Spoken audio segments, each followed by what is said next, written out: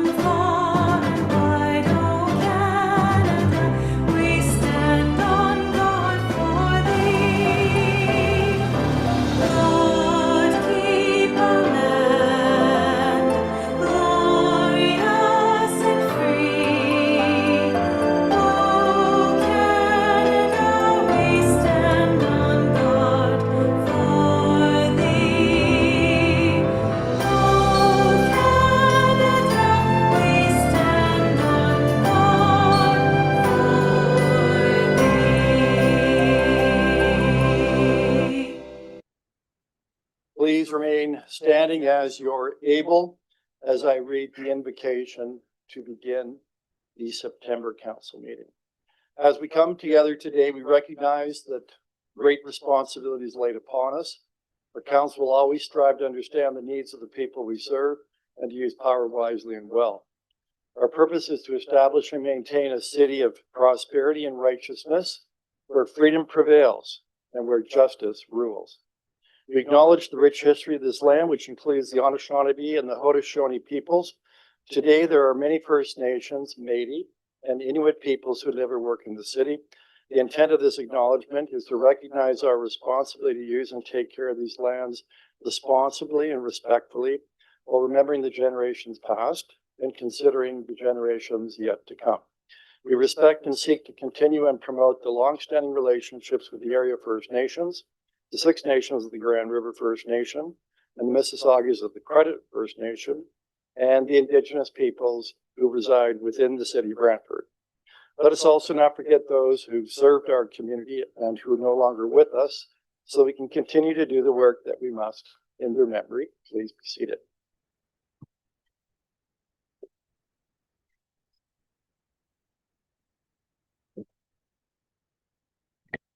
Clerk, be pleased to take the roll.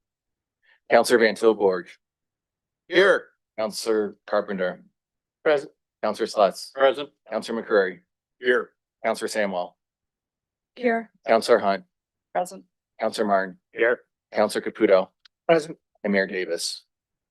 Present. Through the chair, roll call's been taken. Does any member have a declaration they need to make of a conflict of interest regarding any item on this evening's agenda? Please physically raise your hand. Seeing no raised hands, we'll move into the separation of items in the committee reports for discussion purposes. We have two issues that are being separated because they're delegations. The first is 12.4.4, sister city relationship with Racine, Wisconsin, and 12.4.9, review of deputy mayor appointment. So are there any other items contained within the committee reports that anybody wants separated? Councillor Samwell. 12.3.1 and 12.4.5, please. So 12.3.1, that's the zoning bylaw amendment. Yeah. And sorry, the other one? 12.4.5, municipal code.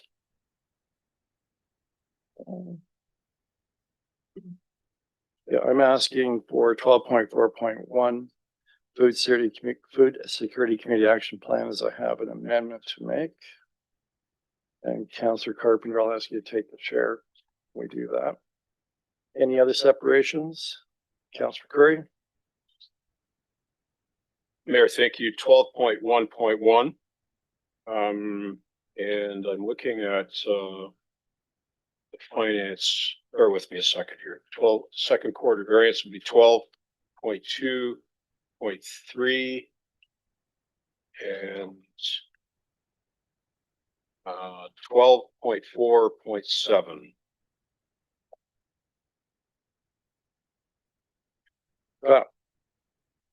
Not seeing any other hands raised. I think we have the items that are going to be separated. So, Councillor Caputo, can you please move the motion to approve all the items that have not been separated? Absolutely. Seconded by Councillor Sluss, that all items contained within the committee reports, items 12.1 to 12.4, not separated for discussion purposes, be approved. All right, so before we vote on that motion, I'd ask the clerk to read the title of the items we're approving. Through the chair, from the social services report, the following items are subject to the vote. 2026 Canada Ontario Community Housing Initiative and Ontario Priorities Housing Initiative Investment Plan. 2025 to 26 Homelessness Prevention Program Investment Plan. 2025 to 26 Reaching Home Investment Plan. From the Finance Committee report, 12.2.1 confirmation process for year 3 of the 2024 to 2027 city services multi-year budget. 12.2.2 departmental review of housing and homelessness services. 12.2.4 2025 capacities on designated public institutions. 12.2.5 second quarter casino update. 12.2.6 quarter of the reserve and reserve fund update. 12.2.7 quarterly status report of contracts awarded. 12.2.8 treasurer's semi-annual investment report for 2025. From the planning committee report. 12.3.2 34 Morale Street application for telecommunications tower. From the committee of the whole planning administration report. 12.4.2 recommendations for public art in Jubilee Terrace Park. 12.4.3 September report on the working group on trade and procurement.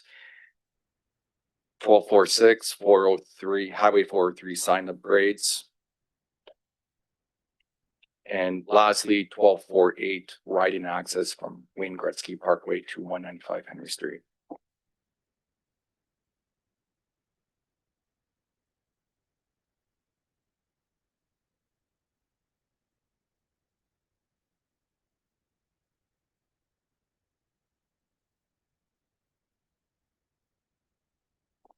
All items not separated for discussion purposes carries unanimously on recorded vote of 9-0. Members of council voting in favor are as follows: Councillors Sluss, McCreary, Hunt, Van Tilburg, Samuel Carpenter, Martin Caputo, and Mayor Davis.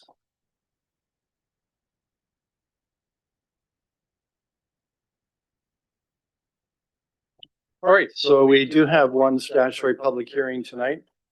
And this has to do in respect to item 6.1, which is an application for cancellation, reduction, and refund of taxes under sections 357 and 358 of the Municipal Act, or the increase of taxes under section 359. So I now ask that Ryan Guthrie, if you please come forward, Manager of Revenue Tax Collector, to provide us with an overview of report 2025-473, which contains a list of those revisions recommended, I believe, by MPAC.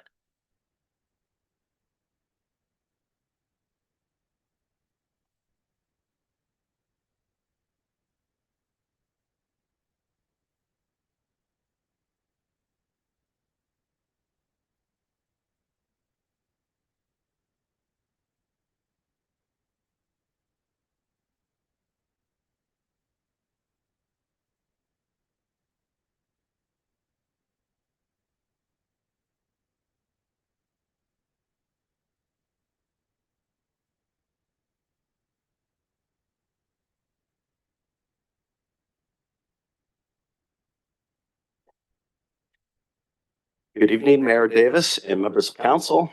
I'm Ryan Guthrie, Manager of Revenue and Tax Collector for the City of Brantford. I'm here today to present section 357, 358, and 359 hearing as required under the Municipal Act. This hearing provides property owners with an opportunity to request adjustments to their property taxes due to specific changes in their property status or condition. These adjustments may be requested under section 357, which is for changes occurring within the current taxation year, such as demolition, fire damage, a change of property use, repairs or renovation that prevented the normal use of land for a period of at least 3 consecutive months. So it deals with section 358, which deals with clerical errors or factual inaccuracies in the assessment for one or both of the previous 2 years. And section 359, which is an application filed by a municipality to increase the property taxes when there was an undercharge in a previous taxation year due to a gross or manifest error. This year, there's one property that staff is seeking a tax class change that will result in an increase in property taxes. Each application has been reviewed by staff and where applicable by the Municipal Property Assessment Corporation, or MPAC. Recommendations are presented for council's consideration and approval. Applications processed under section 357 and 359 have the right to appeal to the Assessment Review Board. Attached as Appendix A is a list of properties that submitted a 357, 358 application with staff recommendations for consideration by council. This hearing had 30 applications submitted, of which 22 are recommended for a change in taxes, with a total reduction proposed of $27,412.24.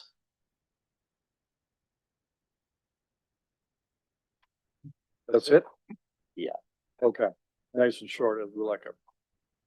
So at this time, I'm going to open the floor to members of the public who wish to speak to this item.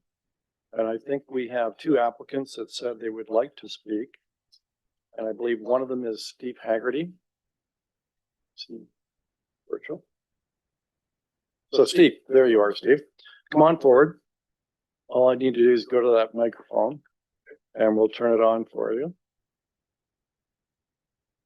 Correct, can you turn it on for me? Okay. There you are, so you Yep. got it. But if you can just state your name, please, and your address, and then you can see to tell us what it is you want changed and why. Okay, my name is Stephen Haggerty and I live at 38 Pleasant Crescent here in Brantford. Currently, I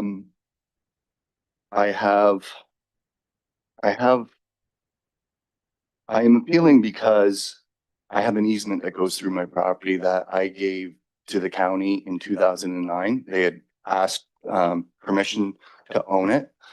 And I granted that permission, and my taxes never were adjusted on it.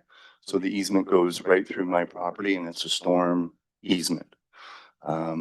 I think it's about 1.5 acres of an easement that goes right through the middle of my property. My second thing that I wanted to mention is with my property being on Pleasant Crescent, I'm on the bottom of Pleasant Crescent, and there's no access to the park for anybody that lives on Pleasant Crescent specifically. And I've given permission to everybody on that street to access my property so that they can have the use of the park. Currently, there's no sidewalks on Pleasant Crescent, and alternatively, they would have to walk down Mount Pleasant Road again with no sidewalks down to La Heights, down Bell Home to get to the park. So those are my 2 reasons why I feel that I should have a tax reduction in my property tax. And that's it. Any questions? I've got a couple questions for you, Steve. Yeah. So did you file an appeal with MPAC? I did. Okay, and what was the outcome of that appeal? I haven't really heard anything. I filed an appeal like 2 years ago and we just got notice of this. So unless I missed something with MPAC, I do not know. And what in particular are you asking for by way of an adjustment? Certainly the area that has been granted to the county, I do have 6.5 acres. I think that easement is at least 1.5 acres. So I'd like some adjustment on that in proportion. And then also just to take in consideration the access that I allow to the flow through with the people on Pleasant Crescent, which I'm more than happy to do so. But yes, thinking that that would be a point. And do you have any information, say from a registered real estate agent or a registered property appraiser, whether this, in their view, their professional view, has an impact on the value of your property? No, I do not. So, any other questions, Councilor Carpenter? Yes, Steve, so that property that you're talking about has the easement, I think I'm aware of it. Yep. Is that something you'd be willing to sell off to the city so that we have permanent access? I gave it to the city. It was my property to begin with. It's an easement, don't own it, do you not? It's an easement, but the county wanted it. So they own it. So it's an They easement. own the easement. They own the easement. Yes, they The own the actual easement. property itself, would you be willing to give that up? I'm sorry? The property itself, would you be willing to give that as opposed to just? I did give it up. Or the easement you gave up? I did, yes. Okay, thanks. And that was done in 2009, February. When it was the county of Brant, Oh, it's County of Brant, yeah, at the time. thanks. Okay, thanks very much, Steve. We'll be dealing with this shortly. Thank you.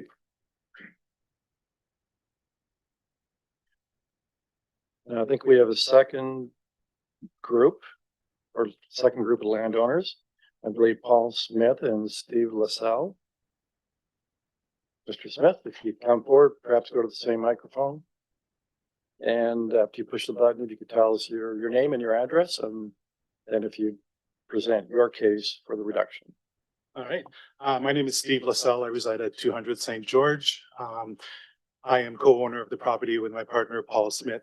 And we purchased the property on October 31st, 2019.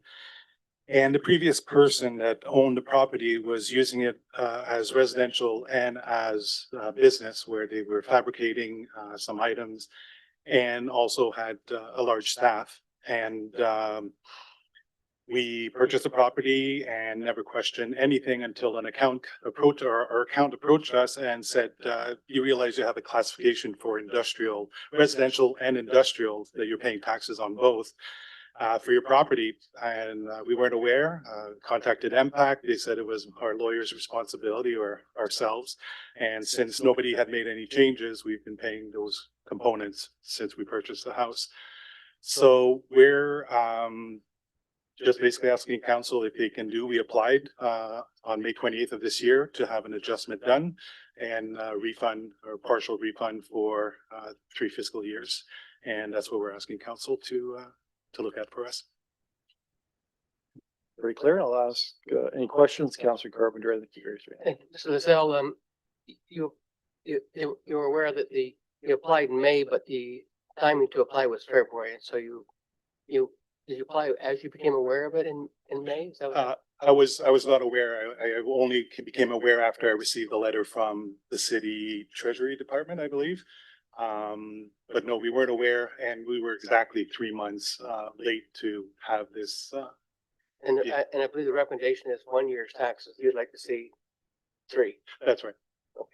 And thank you. And you have been using it continuously for residential only? Residential, we do have a small business or a sole proprietary business where we do photography, but it's not, we don't have employees or anything Not like that. commercial use? Okay, thank you. Any other questions? I've got a question for you. Mhm. So where again is the property, the address? 200 St. George Street. And what was the business that was carried on there before by the prior owner? Dora Bowser Engineering, I believe was the name of the incorporated business, HVAC specialist. Okay, that helps. Councilman Curry? Welcome. So the other classification was industrial, is that what you said? That's right. Does anyone have any idea how a house in Henderson Survey came to have an industrial zone? Your guess is as good as mine, sir. Thank you. All right, okay, Councilor Celeste. Just to be clear, you're being penalized because you didn't understand the rules and regulations from MPAC on when you can and when Yes. you can't. That's correct. Mr. Sless. So it's really a technical thing that probably nobody in this room well, some in this room, I guess, but very few in this room would be aware of. Nobody would have guessed that, the property again in Henderson survey would have been classified industrial. Thank you. Thank you very much, Paul. So again, we'll be dealing with this shortly. Okay. So I'm now going to invite anyone else who's here tonight, whether you've registered before or not. If you want to speak to this application, now's your chance to come forward. And you'd have to identify yourself, state your name and your address, and then you'd have to explain to us what it is you want changed and why. So come on in and have a seat there. If you push the button to turn the red light on. Hi, you go. my name is Christine Flip. This is my dad, Moshi Moshi. So we just want to talk. Okay, we have like a bit of a language barrier, which is why we weren't aware of the filing the. So first of all, can you tell us the Oh, address? sorry. Oh, it's 25 Patterson Avenue. Okay, go ahead.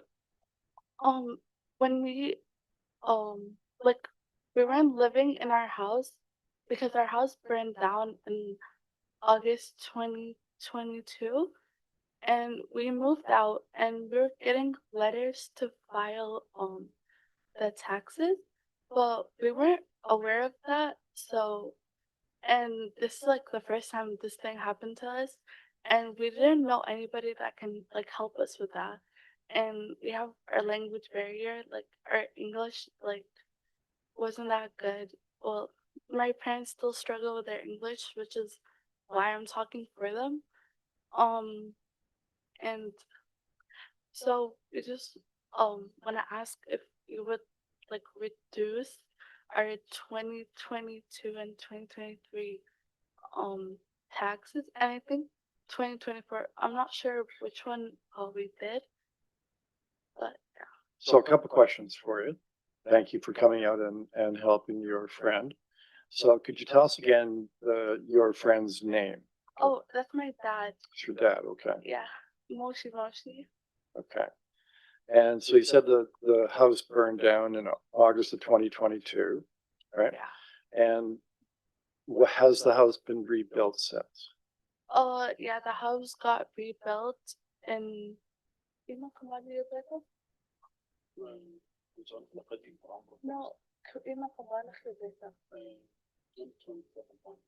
No, during 2024. Okay. In June, pretty So sure. June 2024. So your father then had to live somewhere else between August 2022 and June 2024? Pardon? So your father had to live somewhere else? Yeah, we lived with my uncle in Alliston. It's like near Barrie. And did you, I take you didn't make an application to MPAC, which is the provincial assessment office, to have an adjustment or the property status changed? Yeah, we weren't aware of that until we got a letter. So we came like here, and Mr. Ryan helped us apply, and he told us that we could apply to it, and And so have you applied for it officially? Okay. And when did you do that? pardon? So when did you make the official application? You want to put that apply? It's it had a. It was this year, but I'm not sure when. Okay, the staff might be able to help us, but you did file an application this year. Yeah. Okay, all right. Thanks very much. So, Councillor Carpenter. So you weren't aware that you had to apply, and you said you didn't, that in the future, place to go is to your ward councilors to help you with that, but I know the house particularly on the corner burned down, so are you back in the house now, or does somebody else have it? No. Since we weren't aware, and my parents came, like, I'm not sure how to explain it, but we got evicted from the house. Yeah, so it's not our house anymore. Was that for, okay, all right. Cool. Is that because of bank issues? So, Yeah, cause like, okay. Thank you. oh, So, one more thing. So for giving the tax back to the time it caught fire, how would that help you? Would that go back to whoever owns the house now, or would that go back to you? I'm really not sure. Okay, we'll find out from staff. Thank you. Council. So do you know when it was that, your father was no longer the owner of the property? The date It of was that? in May. This May? Yeah, I think it was May 13, which is the day we left the house. Okay. All right, Councilor McCurry, you get a question. It's a question more for our staff. We're being asked by somebody who doesn't own a property to refund tax payments to them when in fact they're not the owner. Is there somebody that could comment on that? About the logic of that?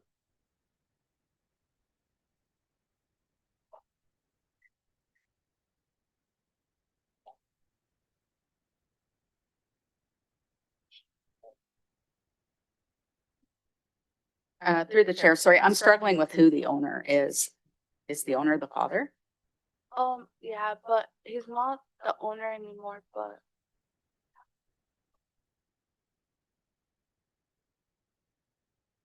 Any other questions? Thanks, staff, for So then we do still have it registered in their name. okay.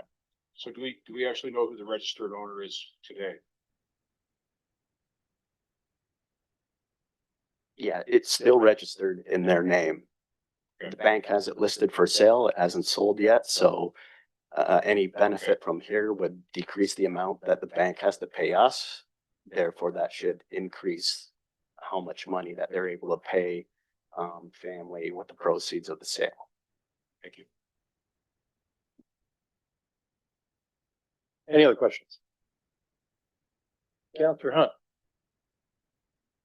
Thank you. And through you to staff, I guess my question is, are the taxes paid, or is this a reduction on a debt that's currently owing to the city?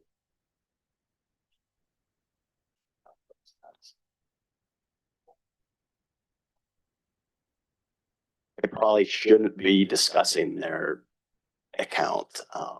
It's due to the Privacy Act. Okay, I understand. I'm just trying to. Yeah. So the reduction in the property tax would be applied to the tax account of the property. Is that correct? Assumption.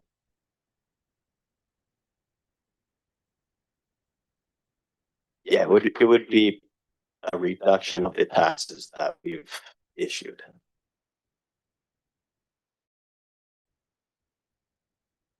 All right, are you okay giving staff consent to tell us what the tax arrears are? Are you okay with that?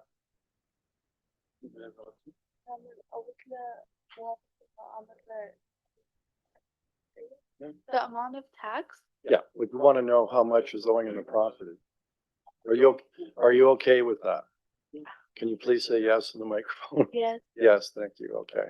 So can you tell us what the arrears are and when they accrued? Yeah, they are more than 2 years in arrears, so they'd be eligible to be registered for a tax sale, which is first letter that we sent them, and when they came in to speak to me, this is when I brought up that you could file a 357 and get some of this reduced.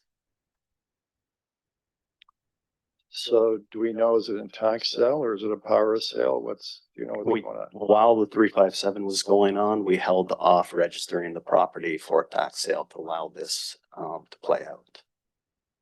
So we could register it for tax sale. They got the first warning letter, but we're holding off until this has been decided.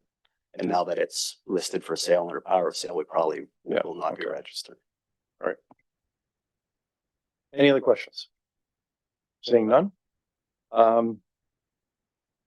Thank you very much. That's a little bit complicated, but I think we figured out what's going on.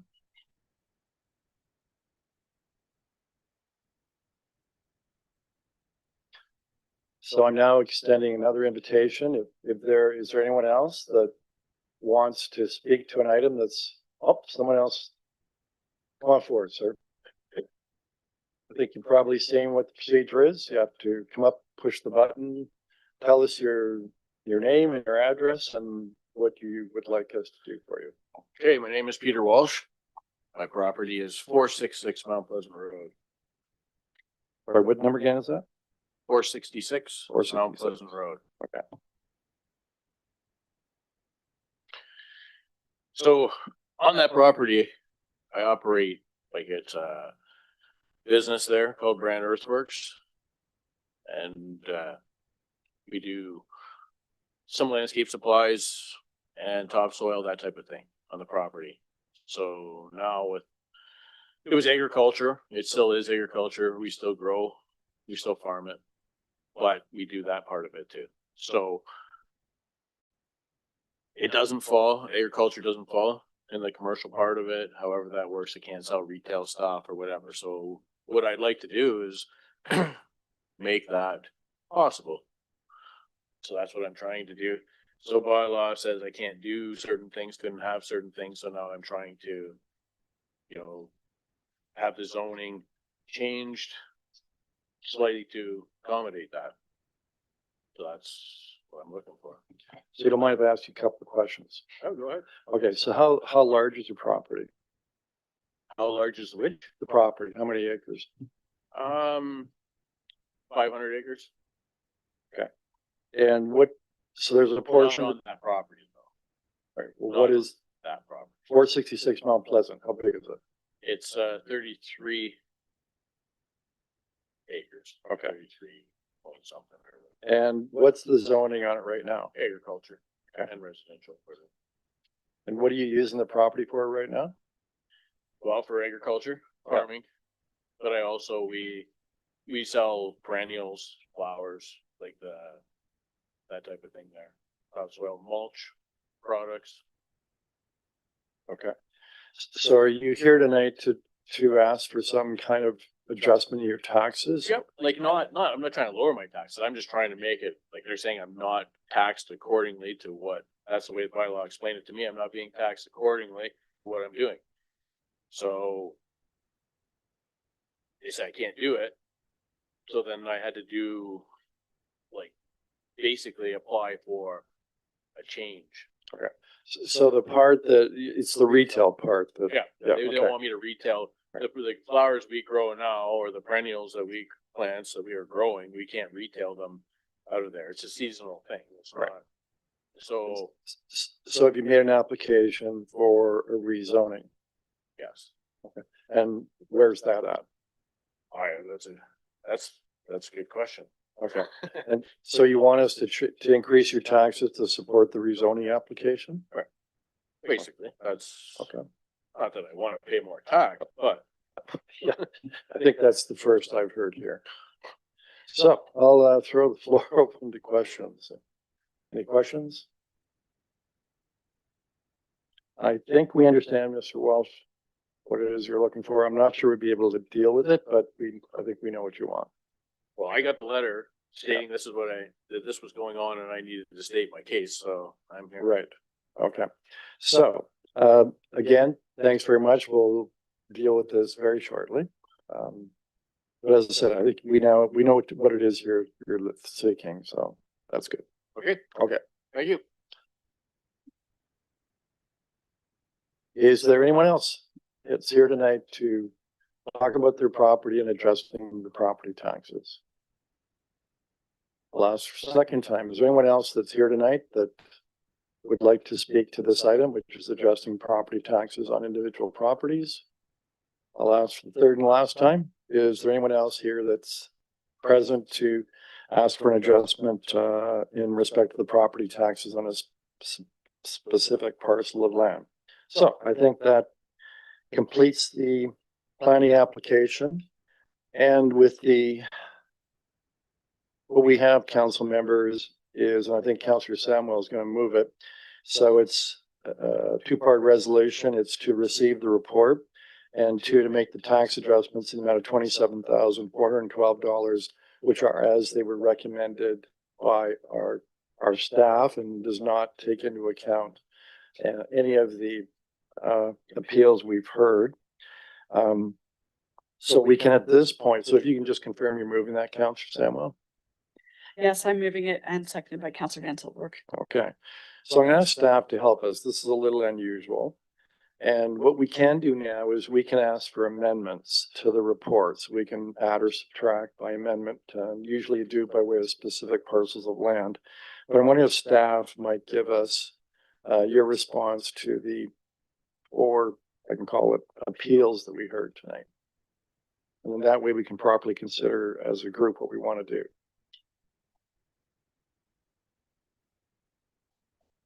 Yeah, I can begin with 38 Pleasant Crescent. So one of today's applicants concerned 38 Pleasant Crescent. The owner believes that the assessment should be reduced to a stormwater easement on the land. MPAC has reviewed the case and determined that a stormwater easement does not qualify for a reduction under Section 9 of the Assessment Act. Section 9 applies when an easement significantly affects the value or use of a property. For example, when a private road or beach access is used by neighboring properties. In contrast, the stormwater easement on this property is a standard municipal utility easement. It doesn't affect the value or use of the land and therefore does not meet the criteria for reassessment. This is consistent with how MPAC treats similar easements across Ontario, such as those for Bell, Rogers, or Hydro. These are common easements and do not typically impact the property value. And again, all this is from MPAC. I rely on them as the expert in assessment. So just, yeah, I hope this helps clarify the distinction for council as this application is considered. What about the next one? Paul Smith and Steve Can I LaSalle? get a point of clarification? Sure, go ahead. The individual had claimed that the property was gifted to the county, which would now be the cities. Do they actually still own the land that the easement is? Or we were trying to get that clear cut answer and we didn't get it.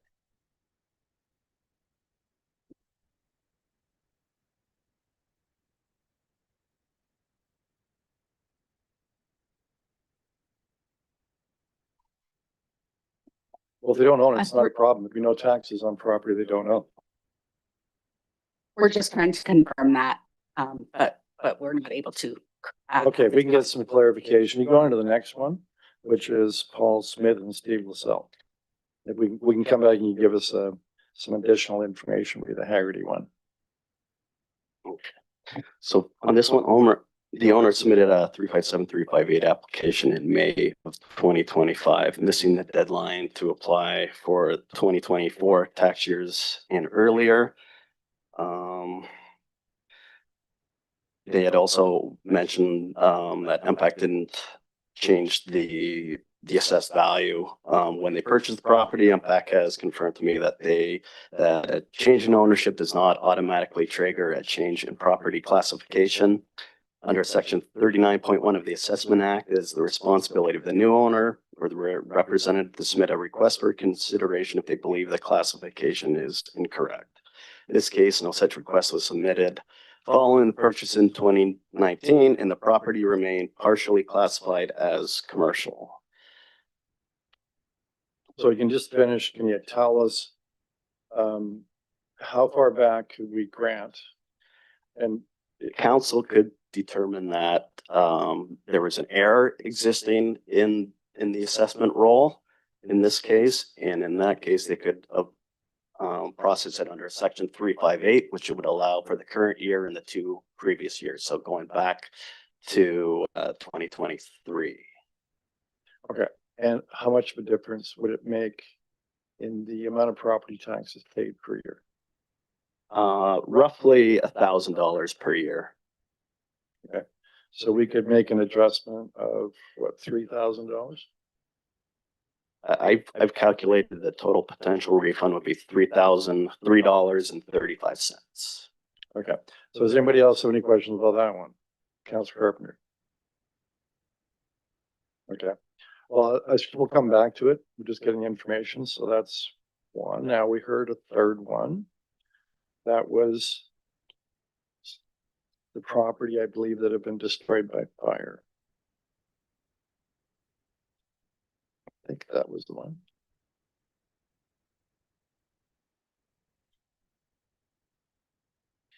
Yeah, that one, as previously said, through the mayor, yeah, well, they came in February, because they received the first warning letter that they were in arrears. They were completely unaware that, their taxes had increased. I mean, not had increased, but that didn't disappear. They thought they explained to me that they thought that their insurance company would be handling all this type of stuff for them. So I said, well, let's get a 357 application in.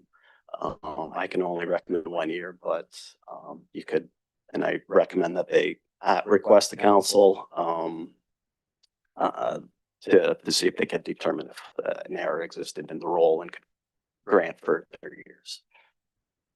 Okay, so it would appear there's still the registered owner.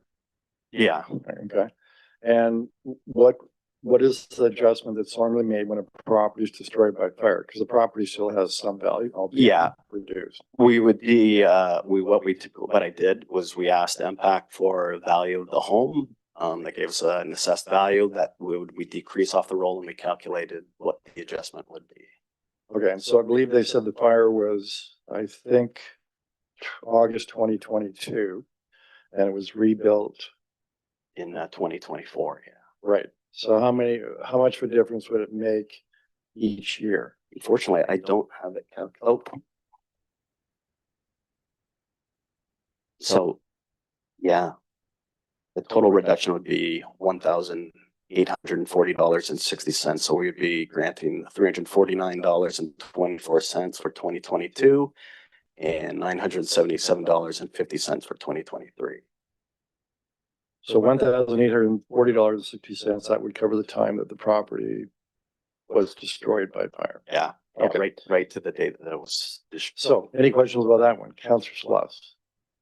I'm not clear with the bank being involved as well. Where would the check be written to?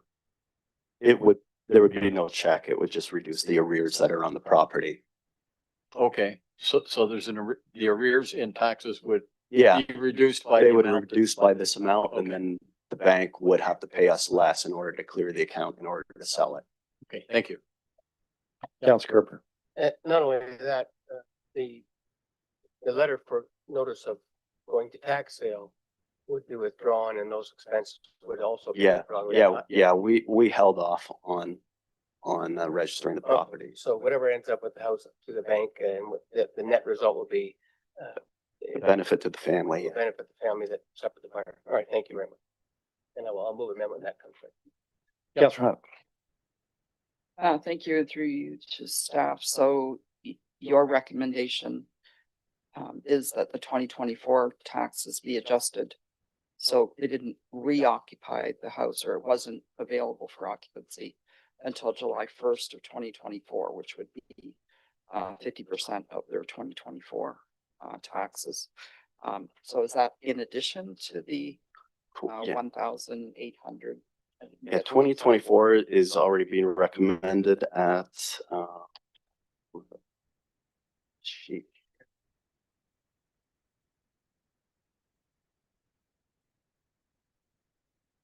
Yeah, the reduction that, we're requesting is $513.86 for 2024, and that's prorated based on, Because they couldn't occupy it till the first of yeah, July. yeah. So it's fully assessed from July and on. So I would be seconding the reduction. Yeah, we'll get to that after we hear about the fourth one. Then I'll ask for any amendments. Any further questions about this property or appeal number 3? Okay, let's go to the last one, which was Peter Walsh. And that was asking us to increase his taxes, and Yeah. it's a very noble request on his part. Yeah, and this is what we're recommending. I think his application with what he was doing with the city was different from because what happened with is that I heard from his competitor who somehow knew that he wasn't being taxed commercially and requested the same treatment. I said, we can't do that, but I submitted a 359 application for MPAC to take a look at the property and they determined that there's commercial activity and are recommending a commercial component to the assessment. What difference does that make? Nothing. I know he wants the increase and we want the increase. But what's the increase? Um,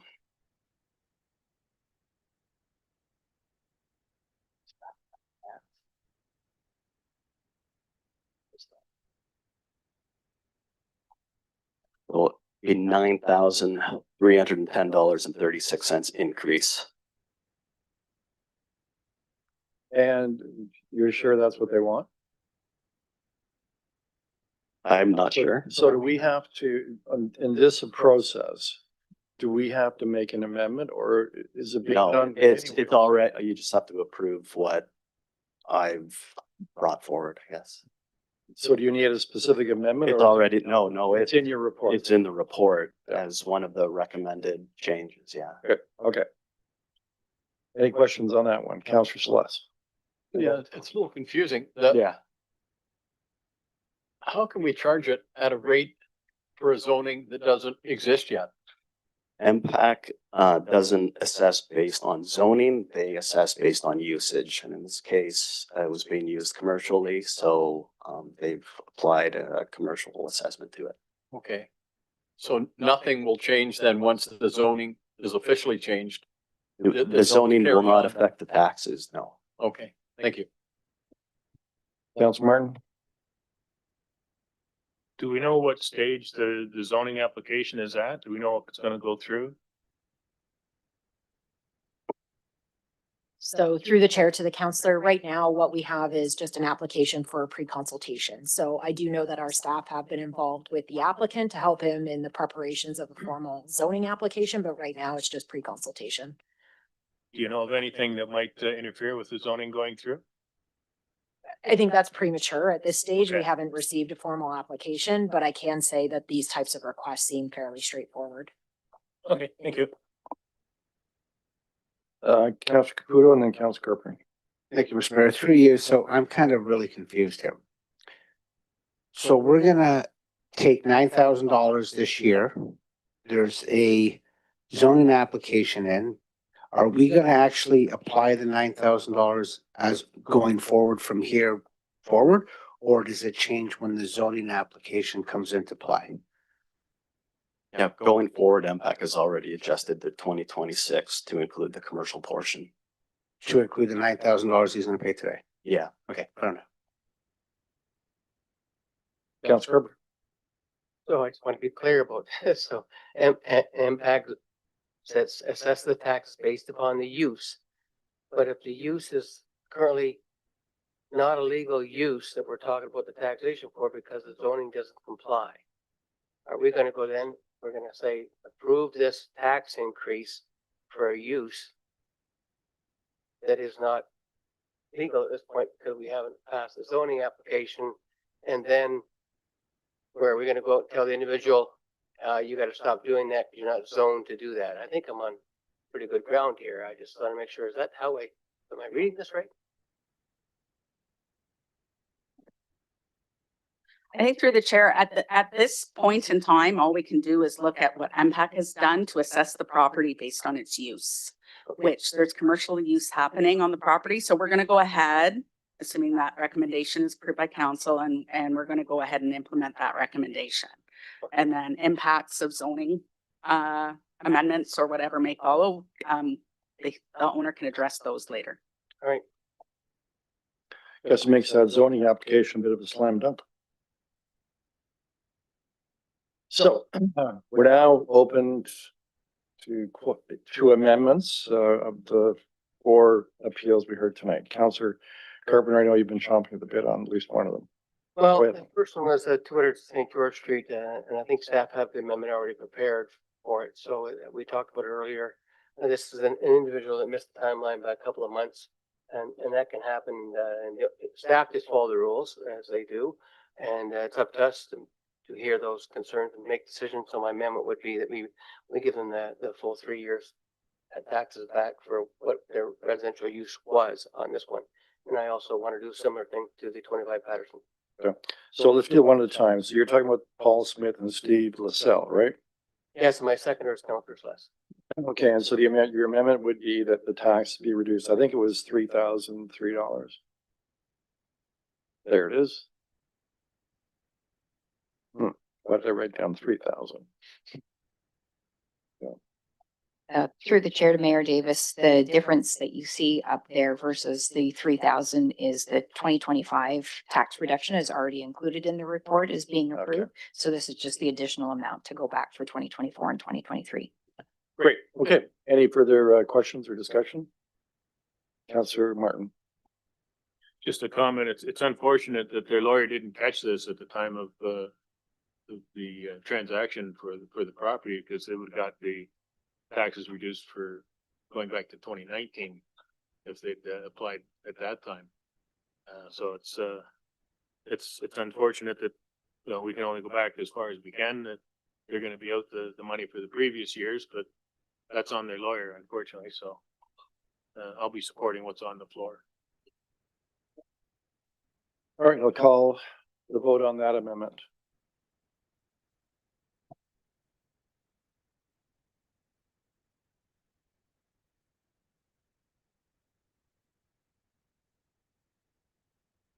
The amendment carries and recorded votes of 10-0. Members of council voting in favor are as follows: Councilors Sullivan, Celeste, McCreary, Hunt, Van Topork, Samuel, Carpenter, Martin, Caputo, and Mayor Davis. Okay, then we have the third item, which was the property destroyed by fire. Councilor Carpenter, go ahead. I guess I'd like to move the same amendment. I wasn't prepared in advance. Staff understand that we want to go back for the full 3 years. It's clear, you know, that this was in Ward 4. I remember the fire distinctly. You think the insurance company's taking care of things. You think, you know, that's what you pay insurance for. You would think all that was being handled. And because of, you know, language barrier, you don't apply. I don't know if the language barrier has anything to do with the insurance company or with the banks, but at the same token, whatever the net result will be, no fault of their own, the fire, and it should have been taxed as the date of the fire. Thank you. So staff, can you give us the exact wording for that? There's the issue of the number of years and the dollar amount. I think you told us $1,840.60 would be the total adjustment for all. That's correct. So through to you, if the clerk wants to put up the same amendment that we just did for 200 St. George Street, we can use the exact same amendment. Just change the property name and change the amount to be that $1,840. Okay. You do that? Okay. So again, Councilor Carpenter, that's moved by yourself. Second by Councilor Hunt. Good. Okay. Any further discussion? Seeing none, I'll call the vote on that amendment.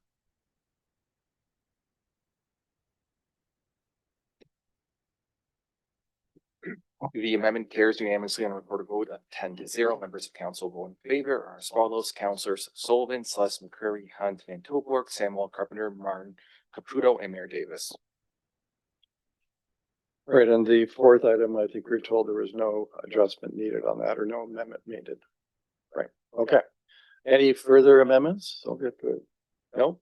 All right, so we need to vote on the motion as amended. Any discussion before I call the vote? Councilor Sullivan.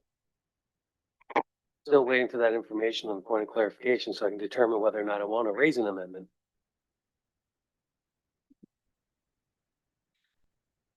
Through you, Mayor Davis, according to our database, the ownership over the easement still resides with the applicant. The easement just provides access to that easement, but our database indicates that that the applicant is still the owner of that.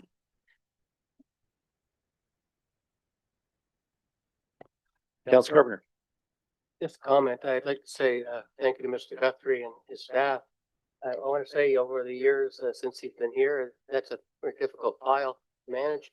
Anytime we've had a difficult issue with the constituent trying to file for tax rebates, so forth, he's been very helpful with working with staff and filling out the forms. So, you know, on the odd cases, these things fall through the crackers that the constituent doesn't know in advance. But the department has been very good at working with the public and with the ward councilors. I know that. I want to congratulate him for that. Councilor Hunt.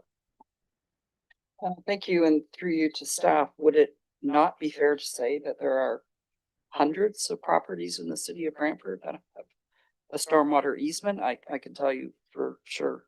The property that I lived on Hackney Ridge had a stormwater easement. So is that a fair statement? Through the chair to the counselor, yes, absolutely. There are various easements across several properties in the city of Brantford. Thank you. Councilor McCreary. Mayor, thank you. I think it would be most helpful if there were a way for us to determine if there were any other odd duck properties such as the St. George Street, which reside in clearly a residential area, but had a mixed zoning allowing for such beneficial activities, I suppose, as metal stamping plants and abattoirs, perhaps. Probably be helpful if we had a list of properties like that. And secondly, it might be instrumentally educational if we could determine exactly how that property came to have that zone. And I wonder if, Mayor, that might be a direction we can add as an amendment. Well, that's the only way staff can be given that direction because they can't be directed by one individual member of council or what to do. So do you want to put it on the floor, Councilor McCreary? I do indeed, and Councilor Martin will be the second. What exactly is it? Did you not write it down as I spoke, Mayor? Absolutely did not. But I actually think I'm going to rule that it's out of order because this is out of the statutory hearing. And so it's very strict. It's like a planning act application. We have a report from staff, very detailed. We made some very detailed amendments. I think what you have in mind, it might make sense, but probably should be the subject of a separate nom. So I'm going to do that at a later date. Thank you for that demonstration of duty. I'm always willing to demonstrate my sharing prowess for your benefit. So with that, I'm going to call the vote.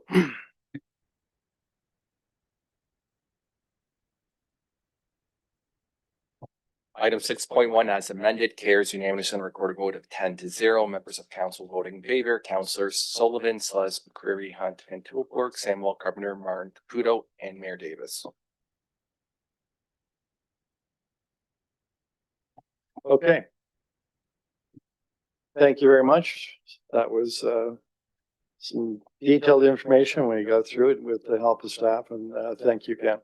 So now we're going to do, this is the part of our monthly meeting that's fun and it's enjoyable.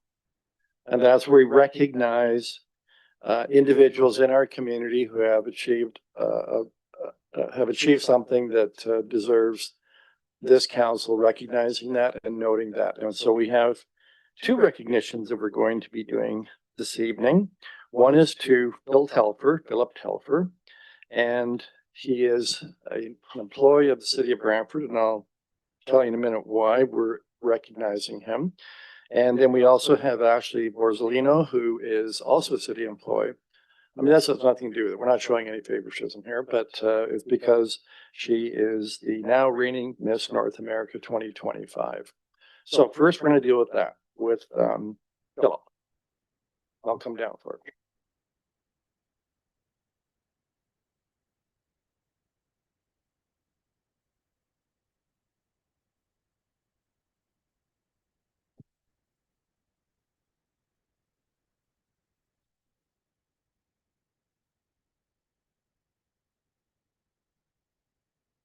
Staff have been so kind as to give me a tape to stand on, so I'm standing in the right spot and not off camera. And also those who are receiving the awards. So it's always a privilege when we do get to recognize the achievement of individuals of our community, but even more so when they're part of our city team. And so, as I said, tonight we celebrate two in particular. And I'd like to start by sharing a story of professional achievement that has earned council province-wide recognition. Since forming in 1979, the Municipal Law Enforcement Officers Association has only awarded its Special Values Award 17 times in its 46-year history. The award is reserved for truly exceptional acts of service when someone goes above and beyond in their role. And on September the 11th, at the President's Dinner in Collingwood, with more than 250 municipal bylaw departments from across Ontario in attendance, this award was presented for only the 18th time in 46 years.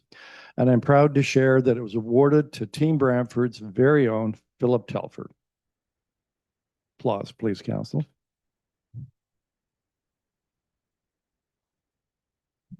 So why, you may ask, what did Philip do? Well, I'm very happy to tell you what he did.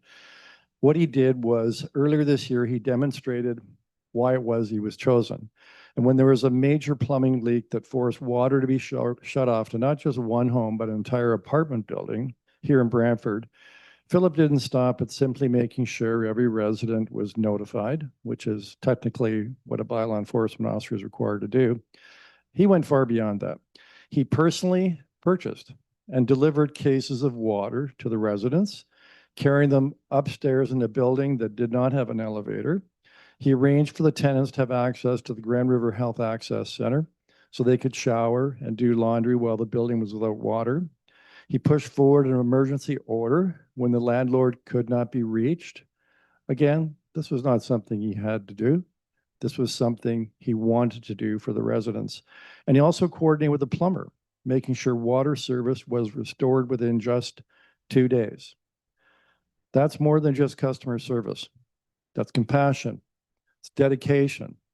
It's caring for the people who need it the most. And Philip's actions reflect the very best of our bylaw department and of our city. And I have to tell you, it's a story I hear time and time again about our bylaw enforcement staff and also housing outreach and a number of other departments. Our staff go above and beyond. And Philip, you really went above and beyond, and you really deserve this outstanding and well-deserved achievement. So, Philip, come on up.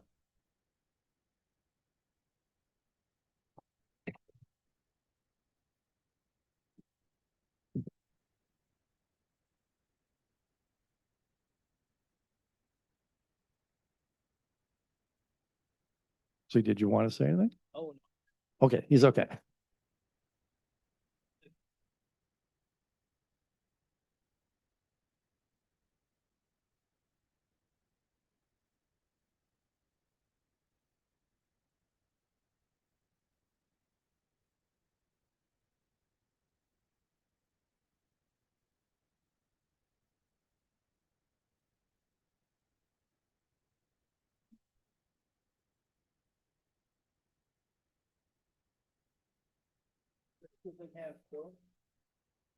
hang on. Hang on. No, hang on, Philip. Philip. No recognition is complete without mayor's office swag.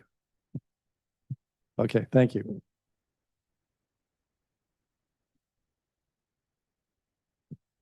Well, I think we have a returning recognition of achievement. I seem to remember, Ashley, we've done this before, but that was when it was Miss Canada.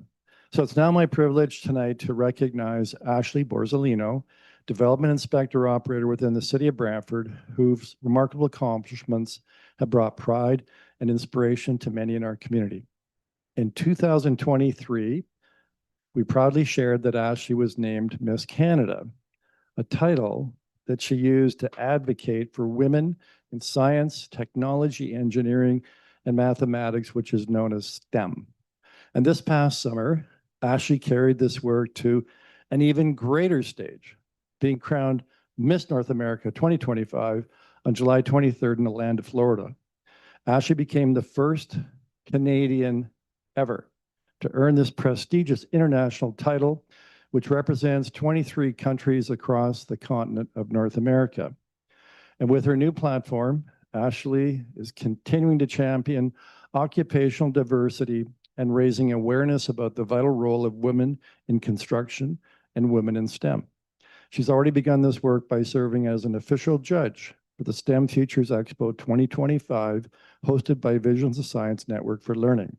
She plans to continue using her voice to inspire youth to pursue careers in science, technology, engineering and mathematics while offering encouragement and insight to professionals already working in these fields. Ashley will be expanding her global initiatives as a public speaker, sharing her experiences and message of empowerment with audiences around the world.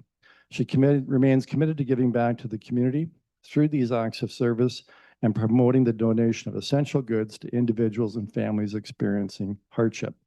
So, Ashley, on behalf of the City of Brantford, it's my honor to commend and congratulate you for your extraordinary achievement. And so, Council, please join me in celebrating what it is that Ashley represents and how she continues to advocate for our city, STEM, and women involved in the trades.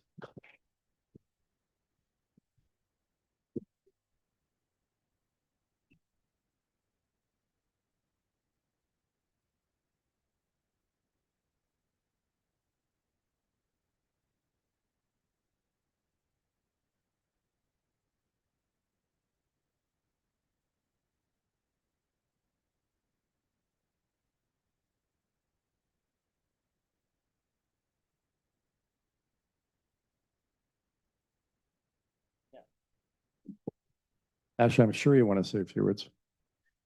I think I have to now.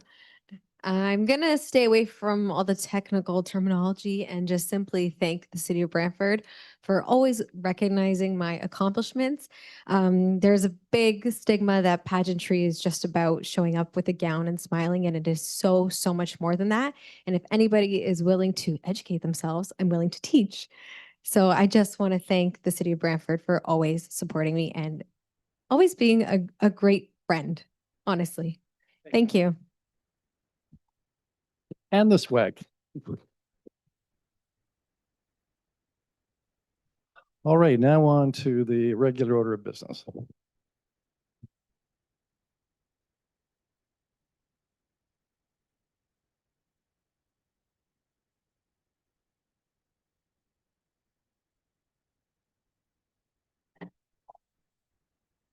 Okay, we'll move on to proclamations, and we have 11 proclamations on tonight's agenda.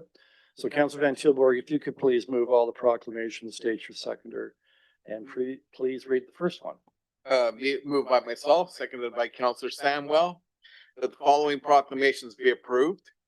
8.1 Test Your Smoke Alarm Day, 2025, September 28th, 2025. 8.2 Every Child Matters, September 30th, 2025. 8.3 Probus Month, October 2025. 8.4 National Disability Employment Awareness Month, October 2025. 8.5 Breast Cancer Awareness, Paint the Town Pink, October 2025. 8.6 National Seniors Day, October 1st, 2025. 8.7 Ontario Cadet Week, October 4th through 10th, 2025. 8.8 Fire Prevention Week, October 5th to 11th, 2025. 8.9 Local Government Week, October 14th to 20th, 2025. 8.10 Child Care Worker and Early Childhood Educator Appreciation Day, October 21st, 2025. And 8.11 Arnold Anderson Sport Fun Day, October 24th, 2025. 8.1. Whereas the City of Brantford is committed to ensuring the safety and security of all those living in and visiting Brantford, and whereas residents may have less than 2 minutes to escape a fire in today's homes in Ontario, and whereas smoke alarms are instrumental in providing early notification to residents of a fire emergency, and whereas the Test Your Smoke Alarm Day theme, Saved by the Beep, effectively serves to encourage us to learn more about smoke alarms, fire safety, home fire escape planning in order to avoid a fatality due to fire. Now therefore be it resolved that the Council of the Corporation of the City of Brantford hereby proclaims Sunday, September 28th, 2025 as a Test Your Smoke Alarm Day, and the City of Brantford urges all citizens to protect themselves and their loved ones by testing their smoke alarms. Thank you. Councillor Hunt, 8.2. Thank you. Moved by myself, seconded by Councillor Carpenter. Whereas September 30th marks the National Day for Truth and Reconciliation. And whereas September 30th honors the children who never returned home and the survivors of residential schools, as well as their families and communities. Public commemoration of the tragic and painful history and ongoing impacts of residential schools is a vital component of the reconciliation process. And whereas the city of Brantford will work towards reconciliation by responding to the Truth and Reconciliation Commission 94 calls for action, and whereas the city also recognizes that true reconciliation goes beyond the scope of the commission's recommendations, and whereas the National Day for Truth and Reconciliation is an opportunity for the city of Brantford and its residents to commit to a renewed nation-to-nation relationship with Indigenous peoples based on recognition of rights, respect, cooperation, and partnership. Now therefore be it resolved that the Council of the Corporation of the City of Brantford hereby proclaims September 30th, 2025 as National Day for Truth and Reconciliation in the City of Brantford. Councillor Curry, 8.3. Mayor, I have indeed. This pertains to Probus Month, October 2025.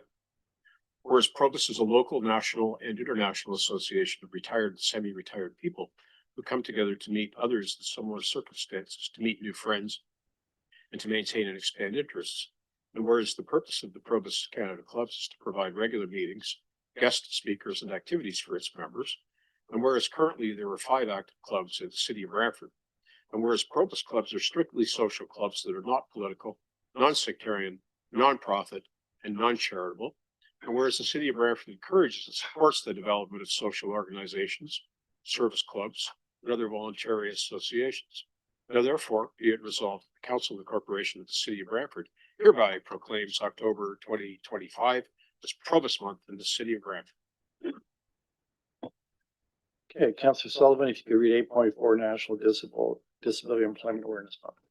Absolutely. Whereas this month highlights the need to have accessible and equitable employment strategies that include disability recruitment, ensuring companies build and maintain diverse, accessible, and inclusive workplace cultures will enable all employees and businesses to thrive and succeed.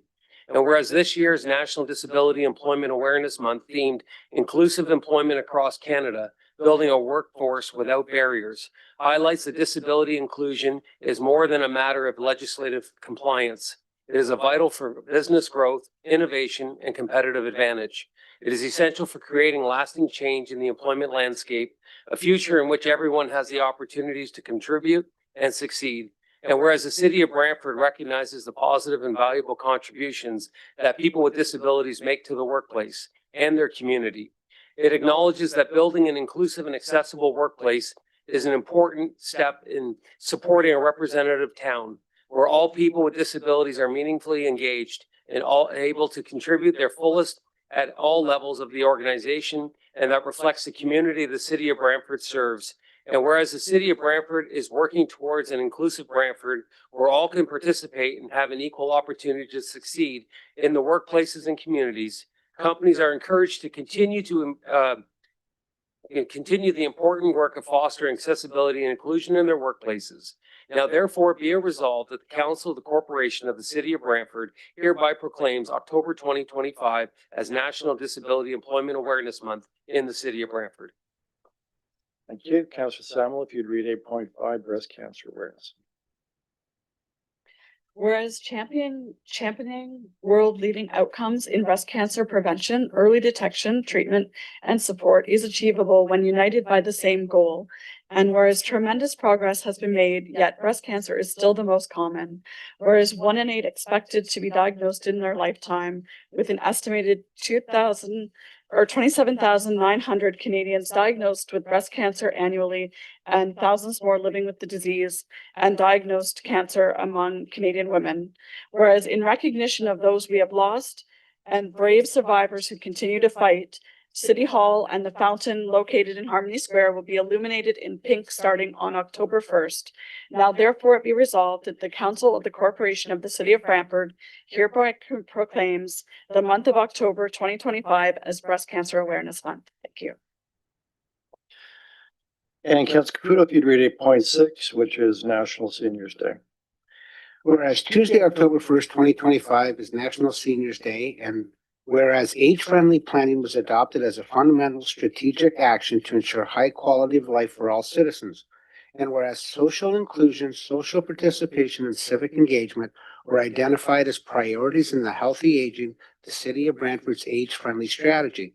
And whereas the City of Brantford's Health Aging campaign aims to provide opportunities to support participation in social, recreational, and educational activities, and whereas part of the Healthy Aging campaign, the City of Brantford will be hosting the Seniors Resource Fair on October 1st. And whereas the City of Brantford continues to work collaboratively with the Grand River Council on Aging and the Canadian Association of Retired Persons, CARP. And now, therefore, be it resolved that the Council of the Corporation of the City of Brantford hereby proclaims October 1st as National Seniors Day and celebrates strong community partnerships that support the City of Brantford as an age-friendly community. Thank you, Councillor Carpenter. If you could read 8.7, Ontario Cadet Week. Thank you, Mr. Mayor. Whereas Canada has a dynamic cadet program with numerous corps, cadet corps, and squadrons across Ontario. Whereas the Air Cadet League Ontario Provincial Committee, the Army Cadet League of Canada, and the Navy League of Canada, its partnership with the Canadian Armed Forces provides programs for Air, Army, and Sea Cadets 12 to 18 years of age. The Navy League of Canada also sponsors the Navy League Cadets program, a separate program for youth 9 to 12. Whereas cadets are active members of their communities and make valuable contributions to our society on a daily basis. And whereas Brantford recognized the 26th Navy League Cadet Corps Admiral Lady Moore, the 135th Admiral Nels, Royal Canadian Sea Cadets, and the 26th, 59th, 56th Field Regiment Royal Canadian Army Cadets, and the 104th Starfighter Royal Canadian Air Cadets Squadron.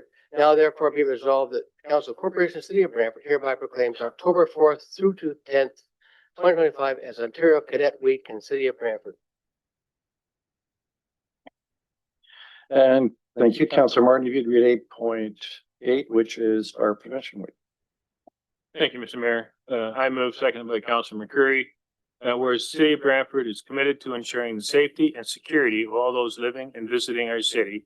And whereas fire remains a serious public safety concern, and the presence of lithium-ion batteries in many household devices, such as cell phones, laptops, power tools, and toys, introduces unique fire risks.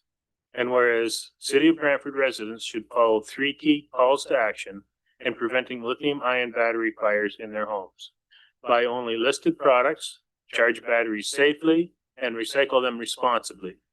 And whereas lithium-ion batteries store a large amount of energy in a small space, and improper use such as overcharging, using off-brand chargers without safety certification, or exposing batteries to damage can result in fire or explosion.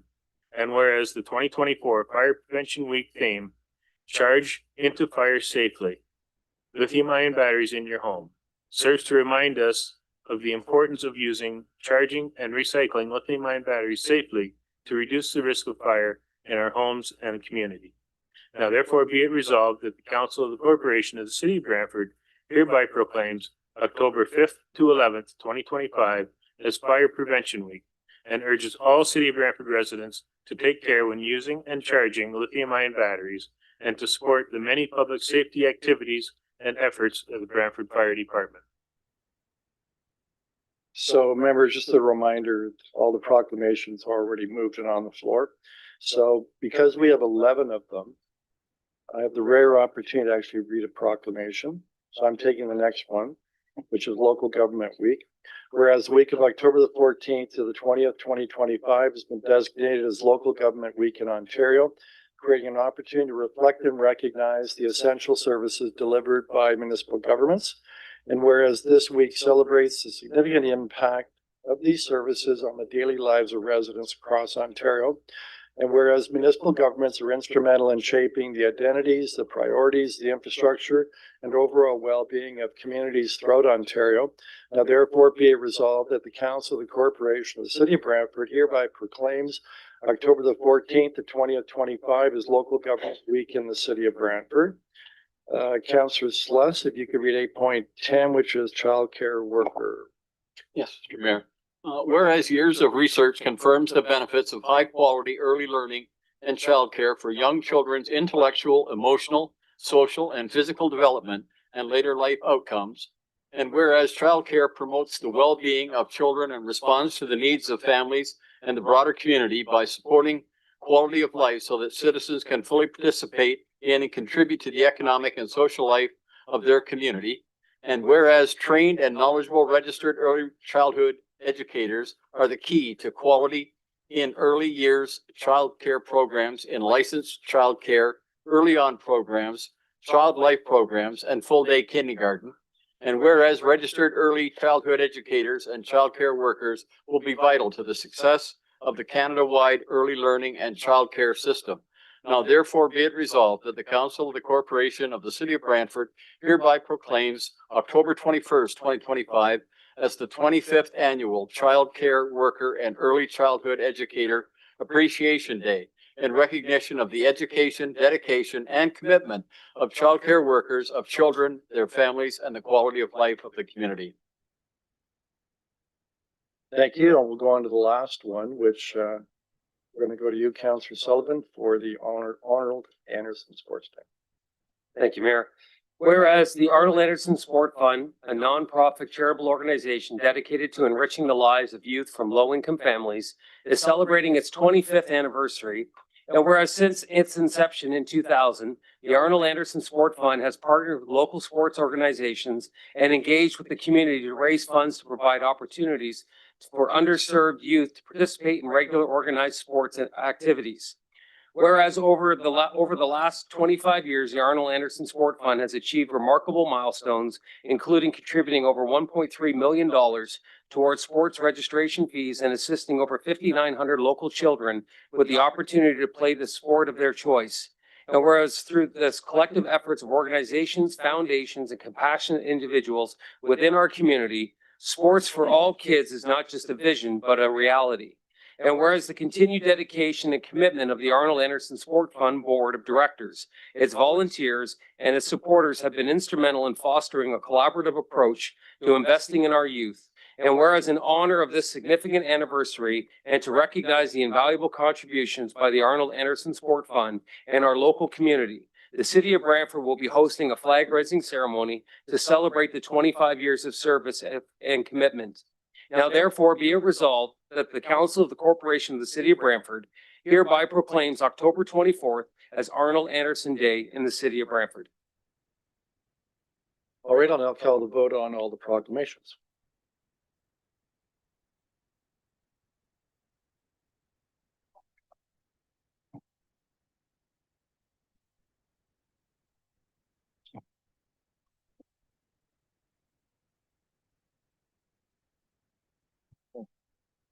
The adoption of all proclamations carries unanimously on a recorded vote of 10-0. Members of council voting in favor are as follows: Councillors Sullivan, Celeste, McCreary, Hunt, Van Tilburg, Samuel, Carpenter, Martin, Kudo, and Mayor Davis. Okay. All right, we'll move on to delegations. We have one registered delegation this evening. Prior to hearing the delegations, I'd like to remind those in the meeting today of the following rules of decorum as set forth in the city's procedural bylaw that apply. And those rules are: no person shall display any sign, banner, or placard in the meeting room other than materials that, in the opinion of the chair, are legitimate audiovisual aids necessary in connection with any presentation made to council. All persons present shall use polite and respectful language and shall refrain from the use of any language or the making of any gesture that is disrespectful or offensive. All persons addressing council shall speak only on the subject that's in debate on the agenda and shall not speak on any other subject. No person shall applaud participants in debate or engage in conversation or behavior that may disrupt the proceedings of the meeting. And so we have one delegate, Andy Straysfield. I'd like to speak to two items. Item 12.4.4, Sister City Relationship with Racine, Wisconsin. And item 12.4.9, Review of Deputy Mayor Appointment. So Mr. Straysfield, you can come forward now to speak to those two items. And you have 10 minutes to present, inclusive of questions.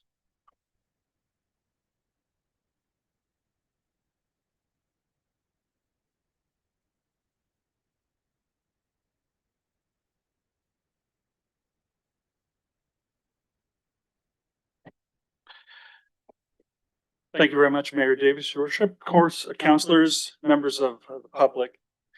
Thank you for the opportunity for me to be with you tonight.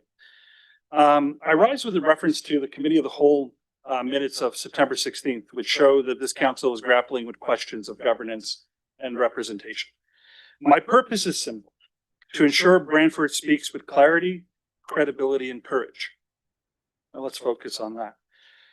Because silence, hesitation, partisanship only weakens us. Tonight, I was going to speak on 3 matters, and I would like to ask the chair leniency and latitude for me to ask the question after I've addressed the first 2. But the first was to discuss Deputy Mayor of External Relations, and secondly, the sister city relationships as it pertains to the European side of the conversation and not specifically about receipt.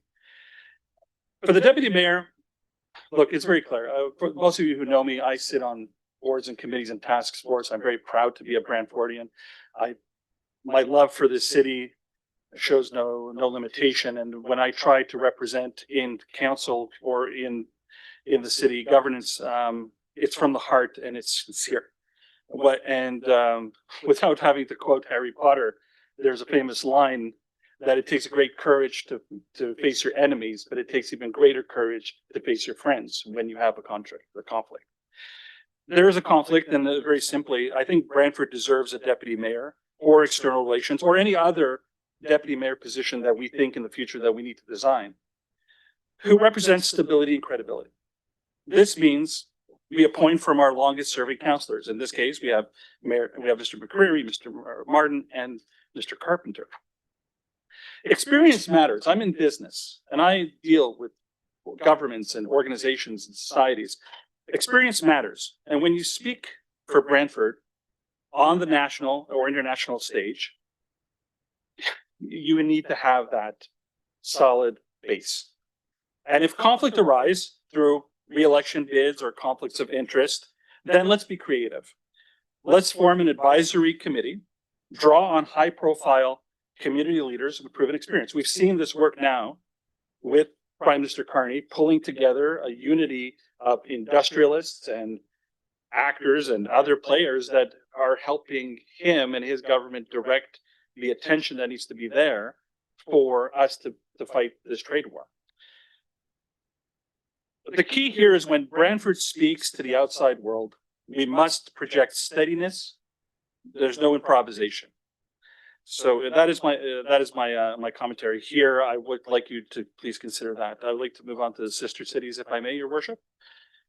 Go ahead. Sister cities, to me, are not ceremonial. They're bridges, they're economic and cultural connections for Brantford to the world.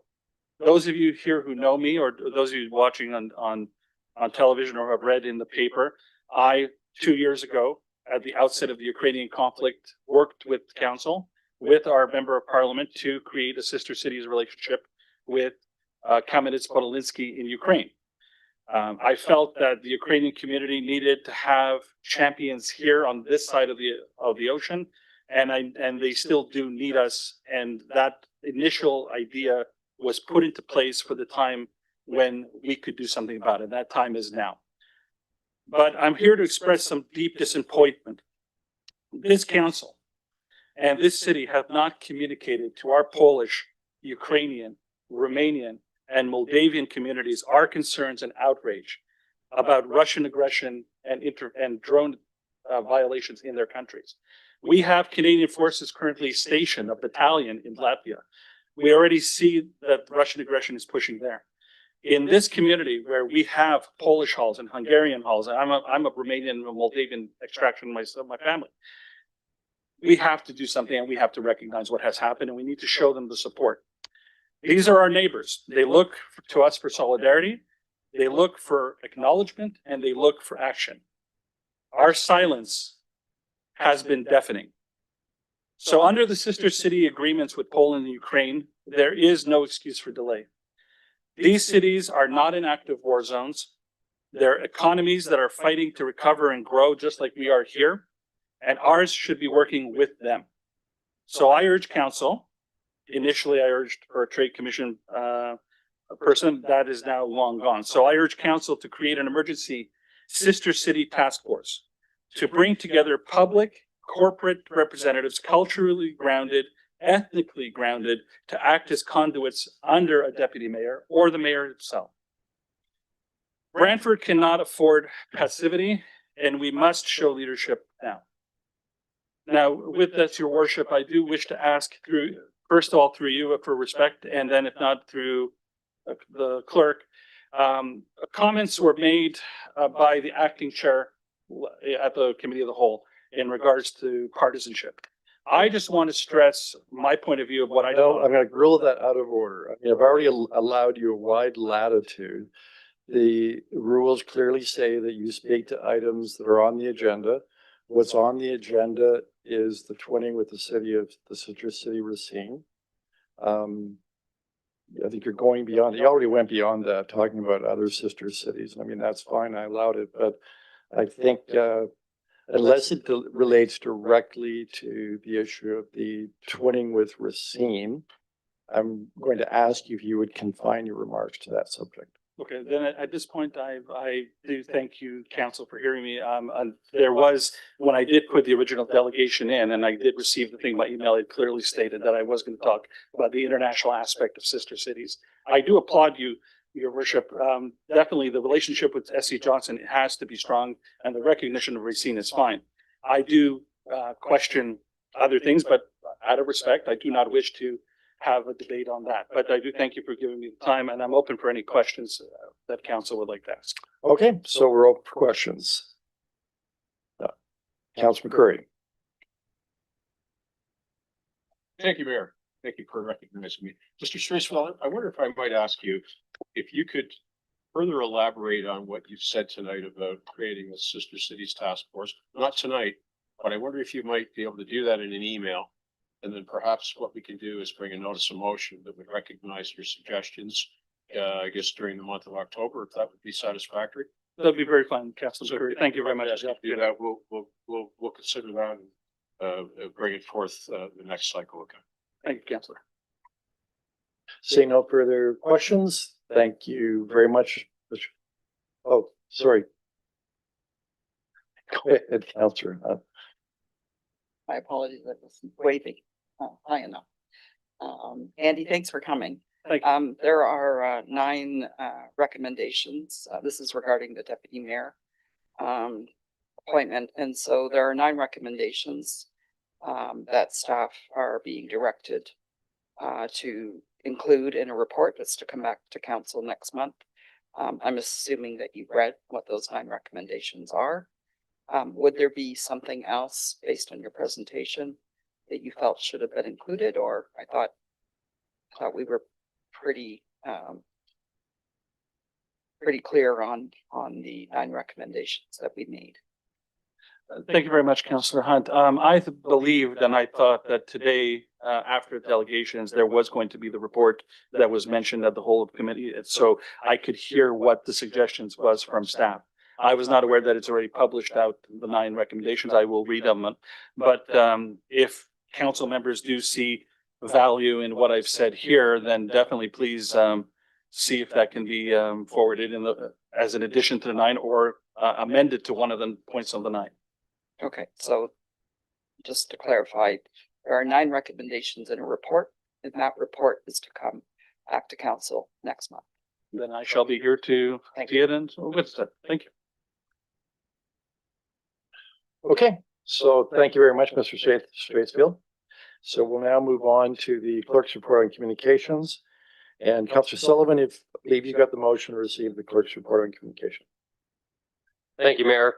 Yes, moved by myself, seconded by Councilor Caputo, that the clerk's report on communications for September 2025 be received. Seeing no discussion, I'll call the vote.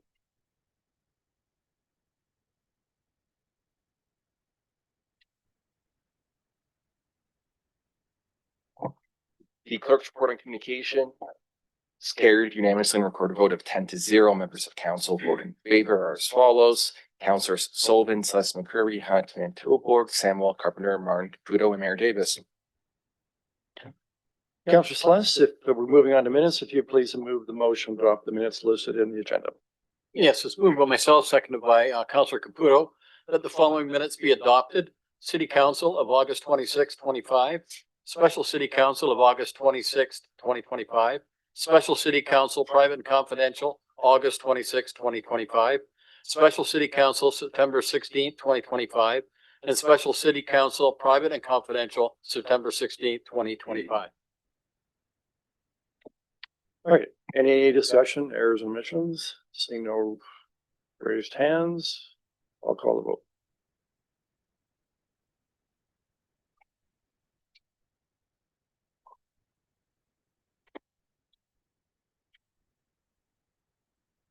The adoption of the minutes carries unanimously on a recorded vote of 10-0. Members of council voting in favor are as follows: Councilors Sullivan, Celeste McCreary, Hunt, Van Tilburg, Samuel Carpenter, Martin Caputo, and Mayor Davis. So move on to the committee reports, and the items have been separated. Councilor McCreary, if you please read the motion to put the separated items on the floor for discussion. Mayor, so moved, seconded by Councilor Martin. Thank you. All right, so we'll move, have quite a few that have been separated, either by amendment or delegation or request. So I'll move to item 12.4.4, Twin City. It's separated because there was a delegation. Any discussion? Seeing none, I'll call the vote. Mr. Clerk.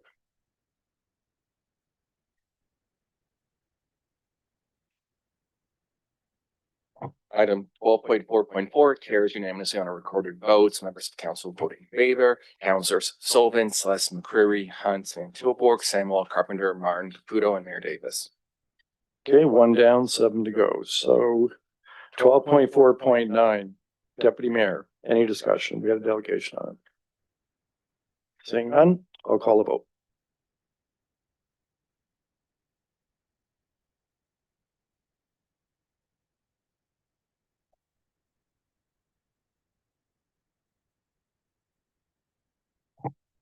Item 12.4.9 carries unanimously on a recorded vote of 10-0. Members of council voting in favor are as follows: Councilors Sullivan, Celeste McCreary, Hunt, Van Tilburg, Samuel Carpenter, Martin Caputo, and Mayor Davis. All right, we'll now go through them numerically based on what was separated. I think the first one is 12.1.1. That's the shared social service budget. Councilor McCreary, you asked for it to be separated. Mayor, thank you very much. This is an item before us which encompasses compassion and need and affordability. We've had some pretty tough times in Ontario the last decade. We used to be the engine that drove Canada. Now we're moving backwards on the train headed for caboose. And with the added pressures from the ongoing dispute with America, things are only getting worse for us. We're going to see the consequence of some more job losses, which we're seeing manifesting itself now. And the way that works is those folks will end up on UI for a while, and then they'll end up on Ontario Works, and that'll be partly on our breadbasket, the taxpayers of the city of Brantford. It's going to create more workload for our folks that work here. We also have a responsibility to people who are going to be out of work to provide the service they need to support their lifestyles. But we also have the issue of affordability to the taxpayer here. So I'm hoping what we'll do tonight is to support what's before us and send this to estimates and let it compete with the other needs, not least of which is affordability to the taxpayer. Eventually enough is going to be enough, though. Those are my comments. Yeah, I would like to comment that, I quite agree with you, Councilor McCreary. It's very concerning, the current economic situation we've lost. Last month, how many tens of thousands of jobs in Canada? I think it was 30,000 in Ontario. At least one bright spot, at least in this area of Southern Ontario, their jobs continue to be added. 400 were added to our local economy last month. We've had some pretty positive announcements of expansions. Ferrero, Hilton Foods locating here. We're about to see another plant open up there at Colabet. So we have been having some success in our community using the Team Brantford approach to see our economy continue to expand, but you're quite right. Outside economic forces can overtake the best of efforts and intentions. We hope that won't be happening here. But you're right, it's a real struggle. As we recognize that there are some adjustments, will be more to come. We do see the welfare rates rising. And it is going to be a struggle to deal with it all, but you're quite right. The heart of it is compassion for our fellow community members and making sure that people are taken care of and same time balancing that against the interest of the taxpayer. So glad you brought that up. So with that, I'm going to call Councillor Carpenter. Yes, this the staff, this represents a 10% increase? Am I reading that right? When we add it all together, it's over 10% increase in the actual budget?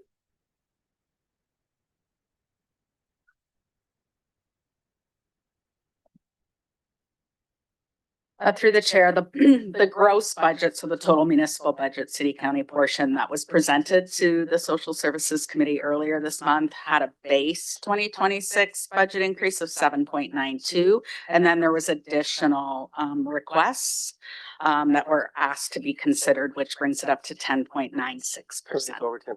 Thank you. That's a difficult pill to swallow, and really most of these costs are costs that should be provincial government costs, and they should the transfer payments and their share has been decreasing, and when it should be increasing. And that means when that happens, it's pushed over to the taxpayer. It's a hard pill to swallow. Province hands their tax dollars to the property taxpayer. Thank you. Okay, I'll call the vote on 12.1.1.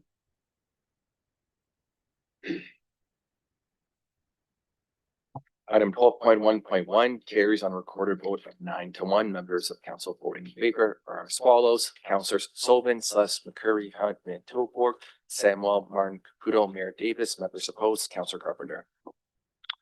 Councillor Curry, you've got the next one. You 12.2.3, the second quarterly variance report. Mayor, thank you very much. Through you to staff. With respect to environmental services, we see a bit of good news there with respect to blue box funding and so on. Can we expect that some of this will transfer into reducing our need for funding in the 26 budget?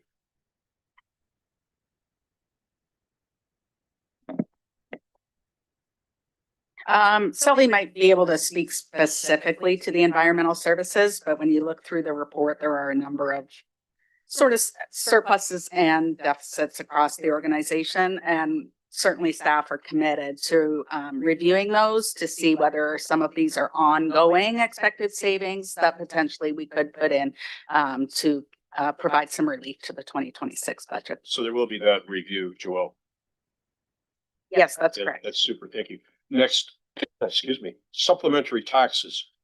We earned almost $1 million on the misfortunes of our residents. Property tax penalties are up by $950,000. Do I read that correctly? Through Mayor Davis, yes, that is correct. At this time, we're forecasting to be $950,000 above budget on our penalty revenue for property taxes. Mayor, I'd like to introduce an amendment to this when I finish my speaking opportunity with respect to that item.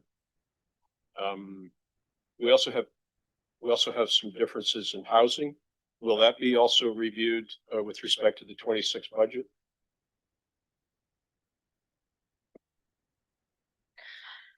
Through Mayor Davis, yes, all of these variances across to all the departments, if they will certainly be reviewed, and any that can provide ongoing savings, we will consider them for the 2026 budget.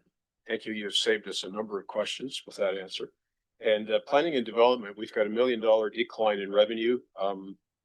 We took on some additional staff going back a couple of years, anticipating a run on our activities. Are we anticipating a contraction of our staff for 26 if this trend continues? So through the chair to the councillor, you're right, we are running quite a deficit for this year. This is the first decline that we've seen in the planning department in the last 5 years. It does represent a portion of our revenue is used to offset staff salaries, except generally, but we are not at 100% cost recovery. So there's a portion that is tax supported. Although we are seeing a decline, I think challenging times. The mayor spoke to it just recently. We couldn't predict where we would be when we did this budget several years ago. And, we're seeing global factors, domestic factors that are definitely impacting planning work across the province. So we will, but that being said, our revenue is only a portion of what we do. We have several city initiated projects that are ongoing. This number only represents new applications. We have several existing applications that we continue to process and master planning work as well. So do I expect a decline in our complement at this time? No, we're not looking at that. I think we have enough to keep us going for quite some time. But you could use more. Always. Thank you. Councilor McCreary, want a second speaking opportunity, or are you going to, For council. sorry? You offering me a second speaking opportunity contrary to the rules and procedures? No, I'm not going to give that to you, but you did say you wanted to make an amendment. Yeah, I do want to make an amendment when everybody else is finished. Okay. Any other speakers before we take the amendment? Go ahead. Thank you. Councilor Martin will be my seconder. And staff be directed to provide a detailed analysis of the $950,000 property tax penalties line, reporting to the best of their ability the number of residents this includes and the average of the penalty, I suppose.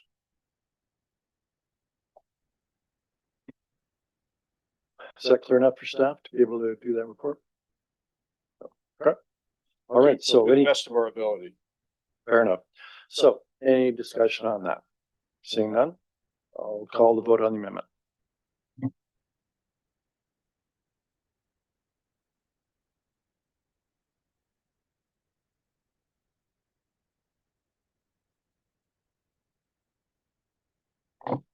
The amendment to item 12.2.3 carries on a recorded vote of 9-1. Members of council voting in favor are as follows: Councilors Sullivan, Sless, McCurry, Van Tilburg, Samuel, Carpenter, Martin, Caputo, Mayor Davis. Members opposed, Councilor Hunt.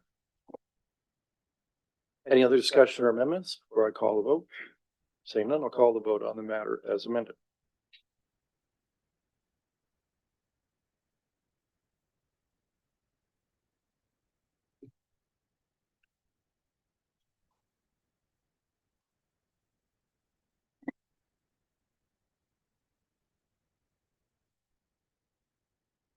The item as amended carries unanimously on a recorded vote of 10-0. Members of council voting in favor are as follows: Councilors Sullivan, Sless, McCreary, Hunt, Van Tilburg, Samuel, Carpenter, Martin, Caputo, and Mayor Davis. All right, we'll move on now to the planning committee report, item 12.3.1, zoning bylaw amendment PZ 1321. And that's regarding the property at 88 and 92 Burkett Lane. Councilor Samuel, you asked for it to be separated. Just wanted it separated for the vote, please. Okay. Any discussion? Seeing none, I'll call the vote.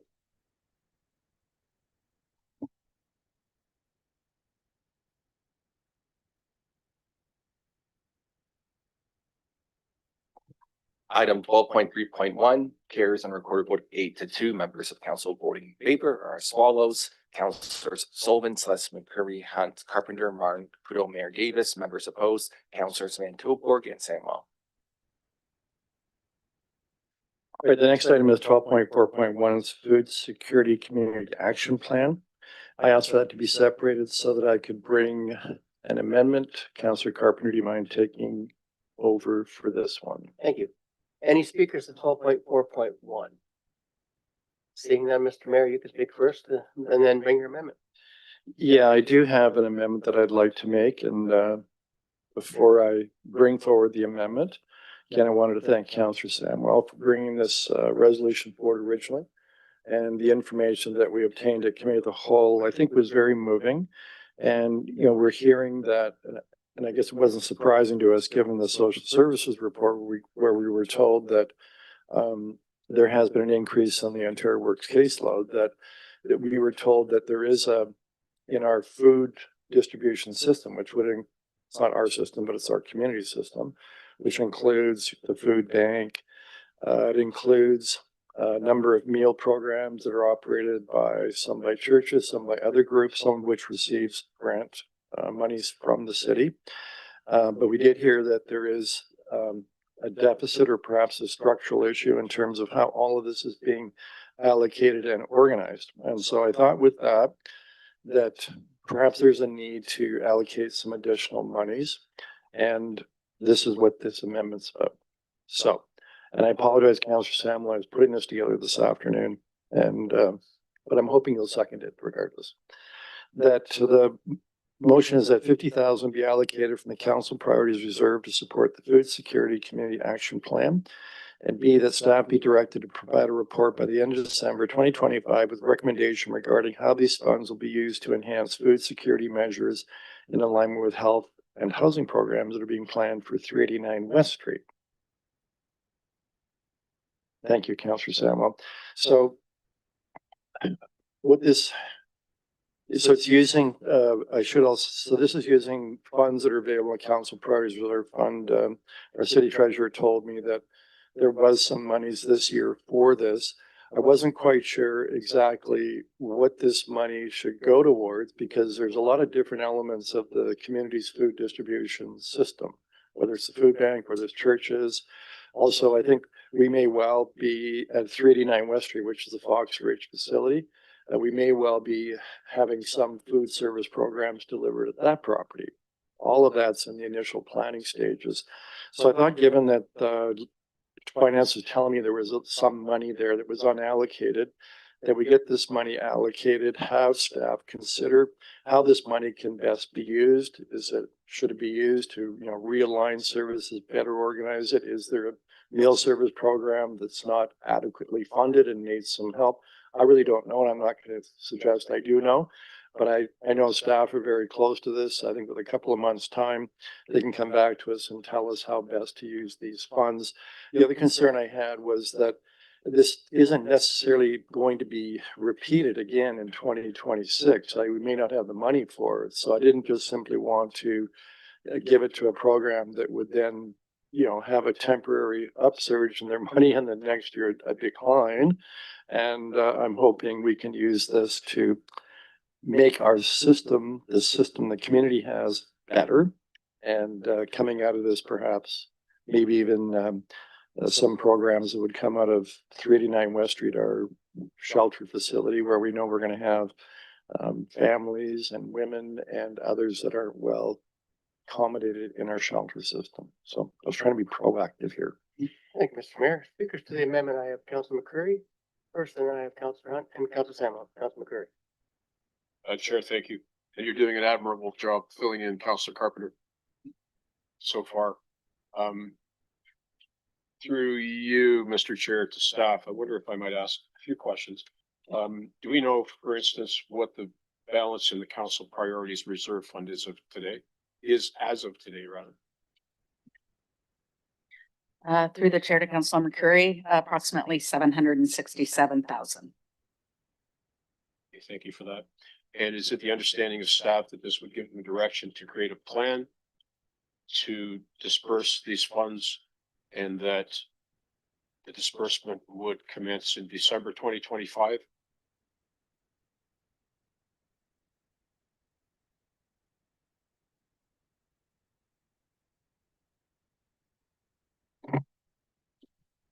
Good evening through the chair. I'm Aaron Walls. I'm Director of Strategic Initiatives. I don't believe the disbursement would commence in December. We'll get that report back to you at the latest by the end of December, probably with disbursement pending council's approval early in 2026. Okay, so what's before us then is an amendment which sets aside an amount of money and gives direction to staff to produce a report, which then would be adopted or amended by this group to allow you to spend that money. Through the chair, that is my understanding, yes. Okay. Now, my recollection is when this came before us previously, we had requested of staff that we receive a report documenting exactly how much money we had spent with third parties and how that money had been spent. And I apologize if we received that and I didn't see it. Aaron, is that your understanding that we have that in hand, or is that forthcoming yet? Through the chair, you do not have that in hand, but we will bring it probably in the November cycle, but as quickly as we can. Okay, so we'll have that in advance of making the decisions around this. Yeah, I'm quite supportive of this, Mr. Chair. I would have a further amendment when everybody has finished speaking. Yeah, Councilor McCurry. Councilor Hunt, you have the floor. Thank you, Chair, and through you, to Aaron. So let me understand, the $50,000 allocated is potentially to go to our food service providers in the community. And the second part of the amendment is to speak directly to enhancing food security at 389 West. So I just want to clarify whether the $50,000 is tied to food security programs at 389 West. Through the chair, I'll defer to mover and seconder if I have this incorrect, but I believe those two amendments are tied together. So the 50,000 to enhance the measures in alignment with the programs at 389 West Street. Okay, so then the $50,000 is not, from your understanding, then is not actually to be directed to food security providers in the community. It's directly tied to what would be an internal program at 389 West. Through the chair, I do hesitate to make assumptions about what we would bring back, but I would say that it is usually our practice to contract with third-party providers to do the actual food work. Although of course our housing and homelessness folks do some of that. So I would I'll suggest that probably as that report comes back, it does include an element of contracting with third-party providers to do the work that's part of that plan rather than blow it through our operational budget lines. Okay, thanks. Thank you, Councilor Hunt. Councilor Samuel. Thank you, and through you, Mr. Chair. I just wanted to say that I appreciate the mayor bringing this forward. I think that all of the work that we've been doing around food insecurity, I think this is going to be really helpful and will be able to be used in a very meaningful way. So I just wanted to just note that I appreciate this coming forward tonight. Thank you. Thank you, Councilor. Anyone else speaking to this amendment? I'll just have a quick word then. So when the report comes back, if there's a greater need, we'll know by then. End of December. Through the chair, I think there's two pathways to identify greater needs. So short answer is yes, if we were to compile this report and feel that 50 wasn't adequate for what, the partners and what the program would need, we certainly would put that before council for the members' consideration. Apart from this kind of focused kind of tactical approach around 389 West Street, there is a kind of broader community planning happening around the plan in general. And there may be other needs or resources required as part of that broader planning, and we certainly work to get that in front of council as well. I think, and just further to that, Mayor and I were discussing this after the social service meeting, and since then, so I'm glad you brought it forward. I appreciate that we'll be supporting this. Thank you. Councilor McCurry, I think we'll any other speakers on the amendment? Councilor McCurry, you said you had a further amendment. Sure, thank you very much. Yes, We have to vote on this amendment first, and then we'll have this amendment to the the amendment. amendment. Okay, fine. Amendment to the amendment. Yep, go ahead. Thank you. My amendment would be to double the dollar value of this endowment. Looking to Councilor Martin to see if he's my seconder. I think the mayor is saying it's permanently. Councilor Samuel. Sorry, if I may. This is a doubling of the amount, and there may be some members here that are not in favor of that, but I don't think that decision should be made by two people, Mr. Chair. I'm gonna say this, is it friendly to the mover? That's actually the amount I was thinking about this afternoon.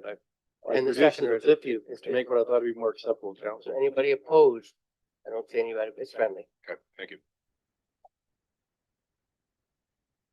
Okay, call the question on the amendment.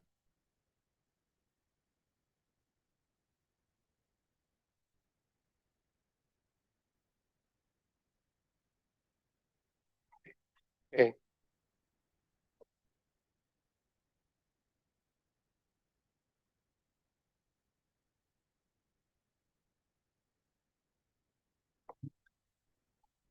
The amendment carries unanimously on a recorded vote of 10-0. Members of council voting in favor are as follows: Councilors Sullivan, Celeste, McCurry, Hunt, Van Tilburg, Samuel, Carpenter, Martin, Udo, and Mayor Davis. Okay, anybody wish to speak to the motion as amended? Councilor McCurry. Sure, thank you. I'm pleased to see that the mayor introduced this today. We have, almost $750,000 remaining in that fund, prior to this next vote.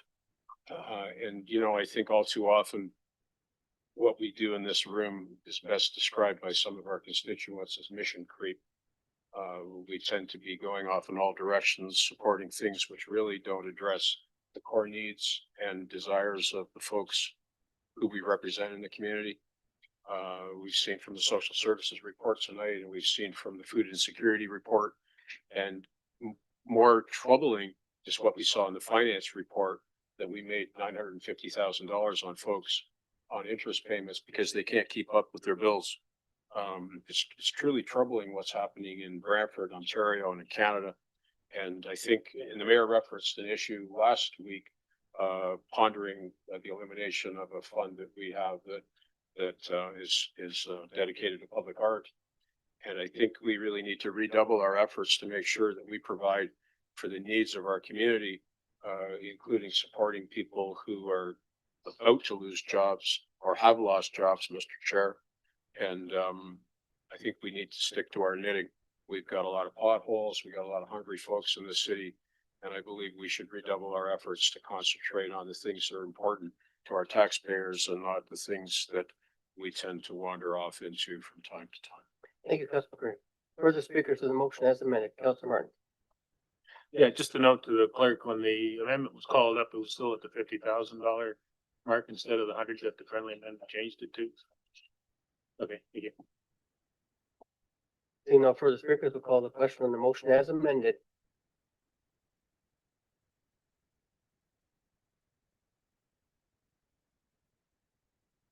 Item 12.4.1 as amended carries unanimously on recorded vote of 10-0. Members of council voting in favor are as follows: Councilors Sullivan, Sless, McCreary, Hunt, Van Tilburg, Samwell, Carpenter, Martin, Caputo, and Mayor Davis. Mr. Mayor, you have the chair back. Thank you, Councillor Carpenter, for handling that for me.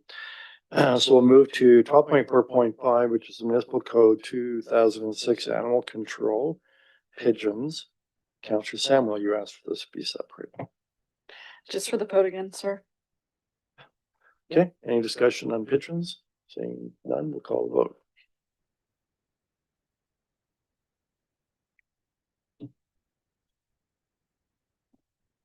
Item 12.4.5 carries on recorded vote of 8-2. Members of council voting in favor are as follows: Councilors Sullivan, Sless, McCreary, Hunt, Carpenter, Martin, Caputo, Mayor Davis. Members opposed, Councilors Van Tilburg and Samwell.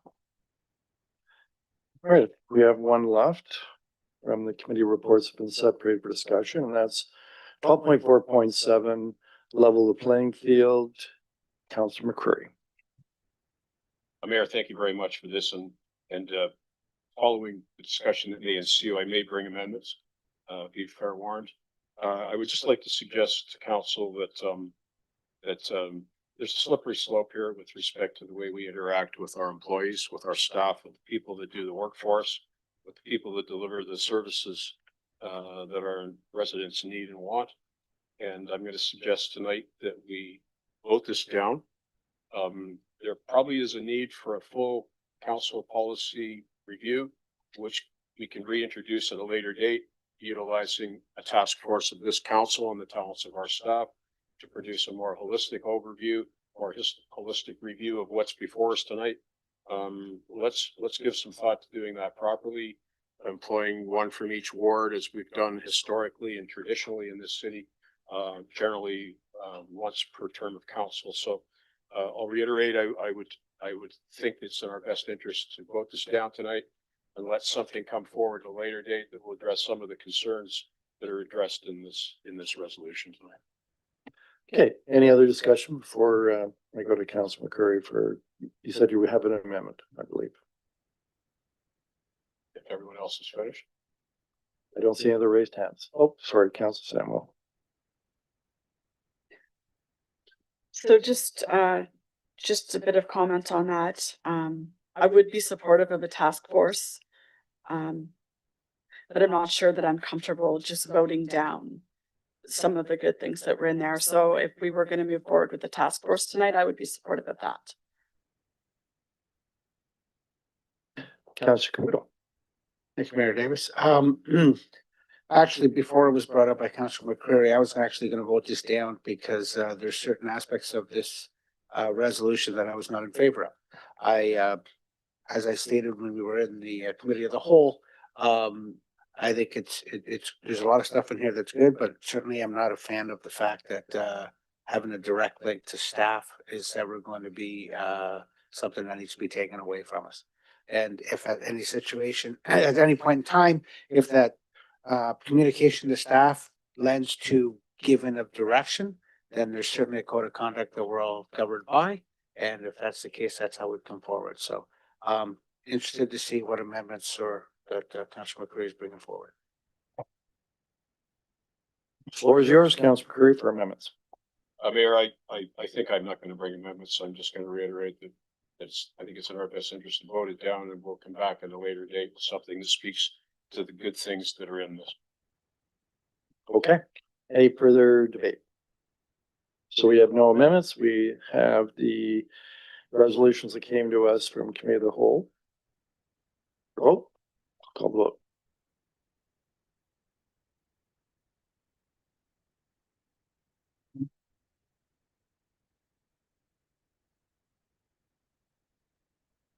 Item 12.4.7 is lost on a recorded vote of 4-6. Members of council voting in favor: Councilors Van Toborg, Samuel, Carpenter, Mayor Davis. Members opposed: Councilors Sullivan, Sless, McCreary, Hunt, Martin, and Caputo. Okay, so that's all the committee reports that were separated for discussion. So we'll move on now to, there's no urgent reports. We have no resolutions. There is one notice of motion. Councillor Hunt, if you could read the title of your notice of motion. 15.1 outdoor ice surface facility by Free Sport for Growth. So we'll move on to bylaws. And Councillor Carpenter, as Mayor of the Month, you've got the motion to approve all bylaws not separated.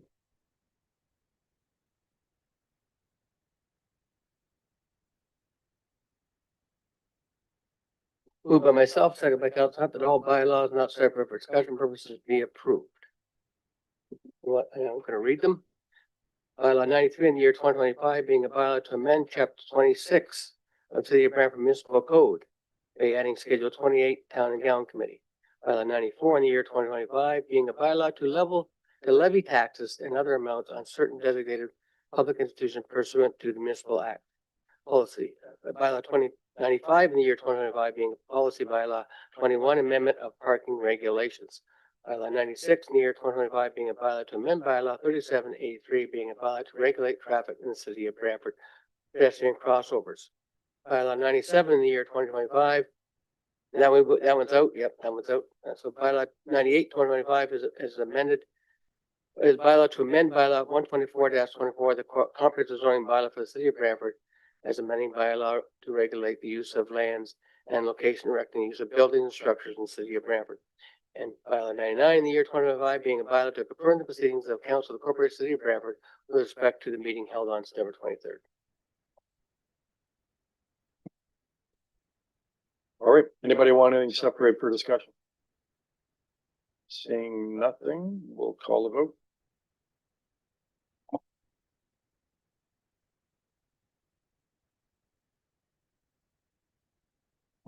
The approval of all bylaws carries unanimously and recorded vote of 10-0. Members of council voting in favor: Councilors Sullivan, Celeste, McCreary, Hunt, Toborg, Samuel, Carpenter, Martin, Caputo, and Mayor Davis.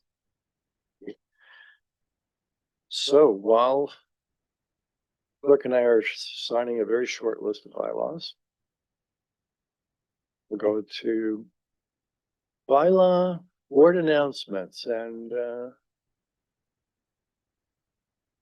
Councilor Samuel, we'll start with you first. Wonderful. So I have just one thing that I was going to announce tonight. I'm pretty excited about a free event that's coming up this weekend. The Garage Urban Night Market this Saturday, September 27th, 4 to 10. It's going to be on the top of the Market Street Parkade. It has 40 artisans, music, a level 7 wizard, juggler, and more.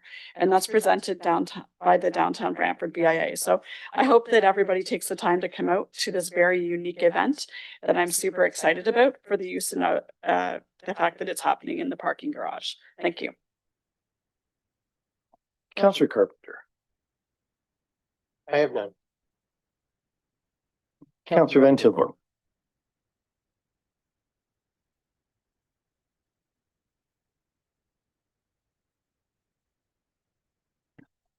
Okay, Counselor Sloss. Yeah, just a couple, I guess, both sporting events. The Red Sox alumni game is this Saturday at 12:30 at Art Anderson Stadium. And when you're done the ball game, the Bulldogs will be playing at 7 o'clock on Saturday evening against Sudbury at the TD Civic Center. Counselor Sullivan. Thank you, Mr. Mayor. I have one for the ward. October 3rd at 7:30 PM. We have the Spoons playing at the Rope Factory. If you're not busy, come on out. And because it wasn't covered by the ward councilors, I also want to cover off that there's an event at the Brantford landfill. It's actually on October 4th at 10:30 in the morning till 1:30. It's basically called From the Curb to the Landfill. There'll be some bouncy councils, face painting, arts and crafts, and some games. So go down and see how the process works. Counselor Martin. Thank you. I don't have any announcements this month. Counselor McCurry. Oh, Mayor, thank you. Just to repeat what Counselor Sullivan said, going to the landfill will not be a waste of time. Coming up Saturday, the 27th, before you go to the alumni game, Valor Day at the Armories, a celebration of our military heritage, courtesy of the 56th Field Regiment. Starts at 11 at the Cenotaph and goes on for a bit. I think it wraps up at 3 o'clock with the closing of the open house. Secondly, Community Foundation grants applications the application period is open now. Closes October 22nd. So check out the Community Foundation website, see if your organization qualifies. Thirdly, we get closer and closer and closer to the big day when we start digging the foundation at the Sports Entertainment Center on Market Street. We've got 3 community open houses that are coming up. The first one is 1st of October, starting at 6:30 at night at Wayne Gretzky Sports Center. The second one is October the 8th, starting at 6:30 at the Gretzky Golf Center. And the last one, I believe, is October the 16th. It's going to be held at the Civic Center, same start time, 6:30. Thank you, Counselor McCurry, for mentioning that. I had it on my list if no one else mentioned it, so you've covered it off. Counselor Hunt. Just one, the Brandon Neighborhood Association Annual General Meeting is Wednesday, October 15th at 7 PM at the Brandon Community Center, open to all area residents who would like to find out more about what the Neighborhood Association does or to get involved. Well, that brings to an end the September council meeting. We're hereby adjourned until the end of October.